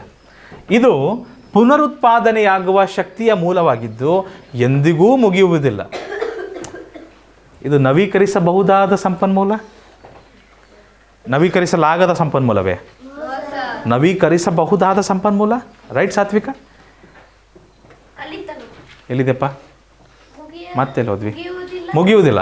ಕಲ್ಲಿದ್ದಲು ಮತ್ತು ಪೆಟ್ರೋಲಿಯಂನಂತಹ ಪಳೆಯುಳಿಕೆ ಇಂಧನಗಳಿಗಿಂತ ಭಿನ್ನವಾಗಿ ಸೌರಶಕ್ತಿಯು ಹವಾಮಾನ ಬದಲಾವಣೆಗೆ ಕಾರಣವಾಗುವ ವಿಷಕಾರಿ ಅನಿಲಗಳನ್ನು ಹೊರಸೂಸುವುದಿಲ್ಲ. ಹೌದು ತಾನೆ? ಅದೇನಾದರೂ ಹೊಗೆ ಬಿಡ್ತದ ಸೌರಶಕ್ತಿ? ಸೂರ್ಯನ ಬೆಳಕು ಬರ್ತಾ ಇದೆ, ಹೊಗೆ ಬರ್ತದ ಇಲ್ಲಿಂದನಾದರೂ? ಇಲ್ಲ. ಯಾವುದೇ ರೀತಿ ವಿಷಕಾರಿ ಅನಿಲಗಳನ್ನು ಹೊರಸೂಸುವುದಿಲ್ಲ. ಹೌದಲ್ವ? ಹಾಗಾಗಿ ಪರಿಸರಕ್ಕೆ ಭಾಳ ಒಳ್ಳೆಯದು. ಪರಿಸರಕ್ಕೆ ಬಹಳ ಒಳ್ಳೆಯದು. ಸೌರಶಕ್ತಿಯ ಪ್ರಯೋಜನಗಳು ಅಸಂಖ್ಯಾತವಾಗಿದ್ದಾವೆ ಹರ್ಷ. ಓಕೆ, ಮನೆಗಳು ಹರ್ಷ ಮತ್ತು ಕಾರ್ಖಾನೆಗಳಿಗೆ ಅಗ್ಗದ ವಿದ್ಯುತ್ ಪೂರೈಕೆ ಮಾಡುವುದರ ಜೊತೆಗೆ ಇದು ಉದ್ಯೋಗ ಅವಕಾಶಗಳನ್ನು ಸೃಷ್ಟಿಸುತ್ತದೆ. ಅಗ್ಗದ ಅಂದರೆ ದುಬಾರಿನ? ದುಬಾರಿಯ ವಿರುದ್ಧ ಅಲ್ವಾ ಅಗ್ಗದ ಅಂದರೆ? ಅಗ್ಗದ ಅಂದರೆ ಭಾಳ ಕಡಿಮೆ ಬೆಲೆ ಅಂತಲ್ವಾ? ಹೌದಲ್ವಾ? ಜಾಸ್ತಿ ಬೆಲೆನಾ? ಕಡಿಮೆ ಬೆಲೆ, ಜಾಸ್ತಿ ಬೆಲೆ ಆಗೋದಿಲ್ಲ. ಸೌರಶಕ್ತಿ ಉಚಿತವಾಗಿ ಸಿಗ್ತಾ ಇದೆ ನಮಗೆ, ಮತ್ತು ಅದಕ್ಕೆ ಬೆಲೆ ಹೇಗೆ ಜಾಸ್ತಿ ಆಗ್ತದೆ? ಅಗ್ಗದ ಬೆಲೆ ಅಂದರೆ ಕಡಿಮೆ ಬೆಲೆ ಅಂತ ಅರ್ಥ. ಇದು ಉದ್ಯೋಗ ಅವಕಾಶಗಳನ್ನು ಸೃಷ್ಟಿಸುತ್ತದೆ. ಪ್ರಪಂಚದ ಎಲ್ಲ ದೇಶಗಳಲ್ಲಿ ಸೌರಶಕ್ತಿಯ ಬಳಕೆ ವೇಗವಾಗಿ ಹೆಚ್ಚುತ್ತಿದೆ. ಈ ತಂತ್ರಜ್ಞಾನವು ಭೂಮಿಯ ಮೇಲೆ ಉತ್ತಮ ಭವಿಷ್ಯವನ್ನು ನಿರ್ಮಿಸುವಲ್ಲಿ ಪ್ರಮುಖ ಪಾತ್ರ ವಹಿಸುತ್ತದೆ. ಯಾಕಂದರೆ ಈಗ ಇಲ್ಲೊಂದು ಲೈನ್ ಹೇಳಿದ್ದಾರೆ ಬೆನಕೇಶ, ಏನಂತ ಹೇಳಿದ್ದಾರೆ ಅಂದರೆ, ಈ ಕಲ್ಲಿದ್ದಲು ಮತ್ತು ಪೆಟ್ರೋಲ್ ನಾವೇನು ಇವತ್ತು ಬಳಸ್ತಾ ಇದ್ದೀವಿ, ನಾವು ಆ ಪೆಟ್ರೋಲು ಕಲ್ಲಿದ್ದಲು ಬಳಸಿ ನಾವು ವಿದ್ಯುತ್ ಶಕ್ತಿನ ಉತ್ಪಾದನೆ ಮಾಡಿದ್ರೆ ಆ ಪೆಟ್ರೋಲು ಕಲ್ಲಿದ್ದಲು ಹೇಗೆ ಬಳಸ್ತೀರಿ? ಸುಡೋದ್ರಿಂದ. ಅದನ್ನು ಸುಟ್ಟರೆ ಏನಾಗ್ತದೆ? ವಿಷಕಾರಿ ಅನಿಲಗಳು ನಮ್ಮ ವಾತಾವರಣವನ್ನು ಸೇರ್ತದೆ ಮತ್ತು ವಾಯು ಮಾಲಿನ್ಯ ಆಗ್ತದೆ. ಅದರಿಂದ ವಾಯು ಮಾಲಿನ್ಯದ ಜೊತೆಗೆ ಹವಾಮಾನ ಬದಲಾವಣೆ ಆಗ್ತದೆ, ಭೂಮಿ ಬಿಸಿ ಆಗ್ತದೆ ಇನ್ನು. ಆದರೆ ಅವುಗಳನ್ನು ಬಿಟ್ಟು ಸೌರಶಕ್ತಿನೇ ಬಳಸ್ಕೊಬೋದಲ್ಲ, ಗಾಳಿಯಲ್ಲೇ ಇದೆಯಲ್ಲ ಸೌರಶಕ್ತಿ, ಸೋಲಾರ್ ಎನರ್ಜಿ. ಸೊ ಹಗಲೊತ್ತು ನಾವು ಸೂರ್ಯನಿಂದ ಚಾರ್ಜ್ ಮಾಡ್ಕೊಂಬಿಟ್ಟು ರಾತ್ರಿ ಹೊತ್ತು ಏನು ಮಾಡ್ಬೋದು? ರಾತ್ರಿ ಹೊತ್ತು ಸೂರ್ಯ ಇರೋದಿಲ್ಲ, ಅವಾಗ ಬ್ಯಾಟ್ರಿಗಳನ್ನು ಚಾರ್ಜ್ ಮಾಡ್ಕೊಂಬಿಟ್ಟು ರಾತ್ರಿ ಹೊತ್ತು ಬ್ಯಾಟ್ರಿ ಮೇಲೆ ಬಳಸ್ಬೋದಾ? ಬ್ಯಾಟ್ರಿಗಳನ್ನು ಬಳಸ್ಬೋದಲ್ವ ನಮ್ಮ ಮನೆಗಳಲ್ಲಿ? ಸೊ ಹಾಗಾಗಿ ನಮ್ಮ ಪ್ರಕೃತಿ, ನಮ್ಮ ಈ ಒಂದು ಮಾಲಿನ್ಯ ಕಡಿಮೆ ಮಾಡೋದಕ್ಕೆ, ಹವಾಮಾನ ಬದಲಾವಣೆಯನ್ನು ನಿಲ್ಲಿಸೋದಕ್ಕೋಸ್ಕರ ನಾವು ಸೌರಶಕ್ತಿ ಕಡೆ ಹೋಗ್ತಾ ಇದ್ದೀವಿ. ನಾವಷ್ಟೇ ಅಲ್ಲ, ಪ್ರಪಂಚದ ಬಹುತೇಕ ರಾಷ್ಟ್ರಗಳು ಆ ಕಡೆ ಹೋಗ್ತಾ ಇದ್ದಾವೆ. ಶುದ್ಧ ಅಂದರೆ ನಿರ್ಮಲ, ಪವಿತ್ರ. ಪ್ರಕಾಶ ಅಂದರೆ ಮಕ್ಕಳೇ ಬೆಳಕು, ತೇಜಸ್ಸು ಬರುತ್ತೆ. ತೇಜಸ್ಸು ಅಂದರೆ ಪ್ರಕಾಶ ಅಂತ ಬೋಧಿದ್ವಿ ಹಿಂದಿನೂ ಸಹ, ಉಜ್ವಲ, ತೇಜಸ್ಸು, ಪ್ರಕಾಶ ಅಂತ. ಉತ್ಪಾದನೆಗೆ ಸಮಾನಾರ್ಥಕ, ಸೃಷ್ಟಿ ಮಾಡುವುದು, ರಚನೆ ಮಾಡುವುದು, ನಿರ್ಮಾಣ ಮಾಡುವುದು, ಅದೆಲ್ಲವೂ ಬರ್ತದೆ ಉತ್ಪಾದನೆಗೆ. ವಿರುದ್ಧಾರ್ಥಕ ಪದಗಳಲ್ಲಿ ಶುದ್ಧಗೆ ಅಶುದ್ಧ, ಪ್ರಯೋಜನ, ಅಪಾಯ, ನಿಷ್ಪ್ರಯೋಜನ ಅಂತಲೂ ಬರಿಬೋದಿತ್ತು, ಅಪಾಯನೂ ಬರೆದ್ರೆ ತೊಂದರೆ ಇಲ್ಲ. ಅಸಂಖ್ಯಾತಗೆ ಸೀಮಿತ, ನಾವು ಹಿಂದೆನೂ ಸಹ ನೋಡಿದ್ವಿ. ಸೌರಶಕ್ತಿಯು ಪರಿಸರಕ್ಕೆ ಹಾನಿಕಾರವಲ್ಲ, ಯಾಕೆಂದರೆ ಅದು ಡ್ಯಾಶ್ ಹೊರಸೂಸುವುದಿಲ್ಲ, ವಿಷಕಾರಿ ಅನಿಲಗಳನ್ನು ಅದು ಹೊರಸೂಸುವುದಿಲ್ಲ. ಆಪ್ಷನ್ ಬಿ ಇದಕ್ಕೆ ಸರಿಯಾದ ಉತ್ತರ. ಒಪ್ತೀರಿ? ಪರಿಸರಕ್ಕೆ ಬಹಳ ಪರಿಸರ ಸ್ನೇಹಿಯಾಗಿದೆ ಮಕ್ಕಳೇ ಅದು. ಬೆನಕೇಶ್ ಪಾಟೀಲ್, ಅಗ್ಗದ ಪದದ ವಿರುದ್ಧಾರ್ಥಕ ಪದ ಯಾವುದು? ಅಗ್ಗ ಅಂದರೆ ಕಡಿಮೆ ರೇಟು, ಕಡಿಮೆ ಬೆಲೆದು. ಅಗ್ಗ ಅಂದರೆ ಕಡಿಮೆ ಬೆಲೆ ಇದ್ದಾಗ ಓಡೋಡೋಗಿ ಎಲ್ಲರೂ ಡ್ರೆಸ್ ತಗೊಂಬಿಡ್ತೀವಿ. ಅದೇ ಸ್ವಲ್ಪ ದುಬಾರಿ ಆಗ್ಬಿಡ್ತು, ನಮ್ಮ ಹತ್ರ ದುಡ್ಡಿಲ್ಲ ಅಂದರೆ ಬೇಡ ತಾಳ್ರಿ ನೀವೇ ಇಟ್ಕೊಂಬಿಡಿ ಅಂತ ಬಿಟ್ಟು ಬರ್ತೀವಿ, ಹೌದಲ್ವಾ? ಸೊ ಇದು ಅಗ್ಗ, ಇದು ದುಬಾರಿ. ಸೊ ದುಬಾರಿ, ಮುರಾರಿ, ಸವಾರಿ, ರುವಾರಿ, ದುಬಾರಿ. ಆಪ್ಷನ್ ಡಿ ದುಬಾರಿ ಇದಕ್ಕೆ ಸರಿಯಾದ ಉತ್ತರ. ಬನ್ನಿ ಮಕ್ಕಳೇ ಮುಂದೆ ಹೋಗೋಣ. ಸೌರ ಶಕ್ತಿಯ ಮುಖ್ಯ ಲಕ್ಷಣವೇನೆಂದರೆ ಅದು ಡ್ಯಾಶ್ ದುಬಾರಿಯಾಗಿದೆಯಾ? ಪುನರುತ್ಪಾದನೆ ಆಗುವುದಿಲ್ಲವೇ? ಇವತ್ತಿದ್ದಂತಹ ಸೌರಶಕ್ತಿ ನಾಳೆ ಇರುವುದಿಲ್ಲವೇ? ಬರ್ತದಲ್ವೇ? ದಿನ ಕತ್ಲಾಗುತ್ತೆ ಮತ್ತು ಬೆಳಕಾಗುತ್ತಲ್ವಾ? ಬೆಳಕು ಹೇಗಾಗ್ತದೆ? ಸೂರ್ಯನಿಂದ ಆಗ್ತದೆ. ಸೌರಶಕ್ತಿ ಸಿಗ್ತದಲ್ಲವ ಸೂರ್ಯ ಬಂದಾಗ, ಪುನರುತ್ಪಾದನೆ ಆಗ್ತದೆ. ಇದು ಬರೋದಿಲ್ಲ. ದುಬಾರಿ ಅಂತೂ ಅಲ್ಲ, ಅಗ್ಗದ ಬೆಲೆಯಲ್ಲಿ ಸಿಗುತ್ತದು. ಎಂದಿಗೂ ಮುಗಿಯುವುದಿಲ್ಲ, ಕೇವಲ ಹಗಲಲ್ಲಿ ಮಾತ್ರ ಲಭ್ಯವಿದೆ. ಎಂದಿಗೂ ಮುಗಿಯೋದಿಲ್ಲ. ಇದು ಕೇವಲ ಹಗಲಲ್ಲಿ ಮಾತ್ರ ಲಭ್ಯವಿದೆಯೂ ಸಹ ಸರಿ, ಹಗಲೊತ್ತಷ್ಟೇ ಸಿಗುತ್ತೆ ಸೌರಶಕ್ತಿ. ಆದರೆ ಗದ್ಯ ಭಾಗದಲ್ಲಿ ಏನಂತ ಹೇಳಿದ್ದಾರೆ? ಎಂದಿಗೂ ಮುಗಿಯೋದಿಲ್ಲ ಅಂತ ಹೇಳಿದ್ದಾರೆ. ಹಾಗಾಗಿ ಆಪ್ಷನ್ ಸಿ ಬಹಳ ಸೂಕ್ತ ಆಗ್ತದೆ. ಗದ್ಯ ಭಾಗದಲ್ಲಿ ಇರೋದ್ರ ಬಗ್ಗೆ ನಾವು ಮಾತಾಡಬೇಕು ಹೆಚ್ಚಾಗಿ, ಸರಿನಾ? ಶ್ರೀಲಕ್ಷ್ಮಿ ಮುಂದೋಗ್ಬೋದಾ? ಅನ್ವಿತಾ ಬಿರಾದರ್, ಸೌರಶಕ್ತಿಯ ಬಳಕೆಯಿಂದ ಸೌರಶಕ್ತಿಯ ಬಳಕೆಯಿಂದ ಯಾವ ಪ್ರಯೋಜನವೂ ಸಾಧ್ಯವಾಗುತ್ತದೆ? ಉದ್ಯೋಗ ಅವಕಾಶಗಳ ಸೃಷ್ಟಿಯಾಗುತ್ತಾ? ಹವಾಮಾನ ಬದಲಾವಣೆನ ನಾವು ತಡಿಬೋದಾ? ಪೆಟ್ರೋಲಿಯಂ ಉತ್ಪಾದನೆಯನ್ನು ನಾವು ನಿಲ್ಲಿಸ್ಬೋದಾ? ಅಥವಾ ಕಲ್ಲಿದ್ದಲು ಗಣಿಗಾರಿಕೆ ಯಾವ ಪ್ರಯೋಜನ ಆಗುತ್ತೆ? ಉದ್ಯೋಗ ಅವಕಾಶಗಳ ಸೃಷ್ಟಿ ಗದ್ಯ ಭಾಗದಲ್ಲಿ ಉಲ್ಲೇಖ ಆಗಿದೆಯಾ? ಉದ್ಯೋಗ ಅವಕಾಶಗಳನ್ನು ಸೃಷ್ಟಿಸುತ್ತದೆ, ಹೌದಲ್ವಾ? ಹವಾಮಾನವನ್ನು ಬದಲಾವಣೆ ಮಾಡೋದಿಲ್ಲ, ಬದಲಾವಣೆ ಆಗೋದ್ರಿಂದ ತಡೆಯುತ್ತೆ. ಪೆಟ್ರೋಲಿಯಂ ಉತ್ಪಾದನೆ ಮಾಡೋದಿಲ್ಲ, ಪೆಟ್ರೋಲಿಯಂ ಬಳಕೆನ ಕಡಿಮೆ ಮಾಡಿಸುತ್ತೆ. ಕಲ್ಲಿದ್ದಲ ಗಣಿಗಾರಿಕೆಯನ್ನು ನಿಲ್ಲಿಸುತ್ತೆ. ಕಲ್ಲಿದ್ದಲು ಗಣಿಗಾರಿಕೆಗೆ ಇದನ್ನು ಕೊಡೋದಿಲ್ಲ. ಏನಂದ್ರಿ ಗಣಿಗಾರಿಕೆಗೆ ಪ್ರೋತ್ಸಾಹ ಕೊಡೋದಿಲ್ಲ, ಅದನ್ನು ನಿಲ್ಲಿಸ್ಬಿಡ್ತದೆ. ಯಾಕಂದರೆ ಸೌರಶಕ್ತಿ ಕಲ್ಲಿದ್ದಲ ಕೆಲಸ ಮಾಡ್ತಾರೆ. ಸೌರ ಫಲಕಗಳು ಕಲ್ಲಿದ್ದಲನ್ನು ರಿಪ್ಲೇಸ್ ಮಾಡಿದ್ದಾವೆ. ಏನಂತೀರಿ ರಿಪ್ಲೇಸಿಗೆ? ಅವುಗಳ ಜಾಗವನ್ನು ತಗೊಂಡ್ಬಿಟ್ಟಿದ್ದಾವೆ. ಈ ಗದ್ಯಾಂಶಕ್ಕೆ ಸೂಕ್ತವಾದ ಶಿರೋನಾಮೆ ಯಾವುದು? ನೋಡ್ರಿ ಮಕ್ಕಳೇ, ಶಿರೋನಾಮೆ ಅಂದರೆ ಶೀರ್ಷಿಕೆ. ಇದು ಒಂದು ಹೊಸ ಪದ. ಶಿರೋನಾಮೆ ಅಂದರೆ ಶೀರ್ಷಿಕೆ ಅಂತಲೇ ಅರ್ಥ. ಏನು ಹೆಡ್ಡಿಂಗ್ ಇಡ್ತೀರಿ ಇದಕ್ಕೆ? ಪೆಟ್ರೋಲಿಯಂ ಶಕ್ತಿ ಅಂತ ಹೆಸರಿಡ್ಬೋದು, ಹೌದಲ್ವೇ? ನೋನಾ, ಇದು ಸೌರಶಕ್ತಿ ಬಗ್ಗೆ ಅಲ್ವಾ ಮಾತಾಡಿರೋದು? ಪೆಟ್ರೋಲಿಯಂ ಶಕ್ತಿ ಅಂತ ಹೇಳೋಕ್ಕಾಗ್ತದೆಯೇ? ಅಥವಾ ಕಲ್ಲಿದ್ದಲ ಪ್ರಾಮುಖ್ಯತೆ ಅಂತ ಹೇಳೋಕ್ಕಾಗ್ತದೆಯೇ? ಪರಂಪರಾಗತ ಇಂಧನಗಳು ಅಂತ ಹೇಳೋಕ್ಕಾಗ್ತದ? ಅದು ಬರೋದು. ಪರಂಪರಾಗತ ಇಂಧನಗಳಲ್ಲಿ ಸೀಮೆ ಎಣ್ಣೆ, ಪೆಟ್ರೋಲು, ಡೀಸೆಲ್ ಅದೆಲ್ಲ ಬಂದ್ಬಿಡ್ತದೆ, ಕಲ್ಲಿದ್ದಲು ಎಲ್ಲ. ಭವಿಷ್ಯತ್ತಿನ ಶುದ್ಧ ಇಂಧನ ಅಂತ ಹೇಳ್ಬೋದಾ? ಭವಿಷ್ಯತ್ ಇಲ್ಲಿ ಕೊಟ್ಟಿದ್ದಾರಲ್ವ, ಸೌರಶಕ್ತಿಯು ಭವಿಷ್ಯತ್ತಿನ ಶುದ್ಧ ಇಂಧನದ ಮೂಲವಾಗಿದೆ. ಶೀರ್ಷಿಕೆ, ಹೆಡ್ಡಿಂಗ್. ಶಿರೋನಾಮೆ. ಇನ್ನೊಂದು ಪದ ಸಮನಾರ್ಥಕ ಪದ, ಶಿರೋನಾಮೆ ಶೀರ್ಷಿಕೆ ಎರಡೂ ಒಂದೇ, ಸಮನಾರ್ಥಕ ಪದಗಳು. ಸರಿನಾ? ಆಲ್ರೈಟ್ ಮಕ್ಕಳೇ, ಇದು ನಮ್ಮ ಕೊನೆಯ ಪ್ರಶ್ನೆ ಆಗಿತ್ತು. ಭಾಷೆ ಕಿರುಪರೀಕ್ಷೆ 12ರ ವಿವರಣೆಯನ್ನು ಎಲ್ಲಿಗೆ ಮುಗಿಸ್ತಾ ಇದ್ದೀವಿ. ಮುಂದಿನ ತರಗತಿಯಲ್ಲಿ ನಾವು ನಿಮ್ಮನ್ನು ಕಿರುಪರೀಕ್ಷೆ 13ರ ವಿವರಣೆ ಜೊತೆಗೆ ಕಾಣ್ತೀವಿ. ಅಲ್ಲಿವರೆಗೂ ನಿಮ್ಮ ಅಭ್ಯಾಸ ನಿರಂತರವಾಗಿರಲಿ ಅಂತ ಹೇಳ್ತೇವೆ. ತರಗತಿನ ಎಲ್ಲಿಗೆ ಮುಗಿಸ್ತಾ ಇದ್ದೀವಿ. ನೆನಪಡಿ, ಈಸಿ ಫಿಸಿ ಕ್ಲಾಸಸ್ ನಿಮ್ಮ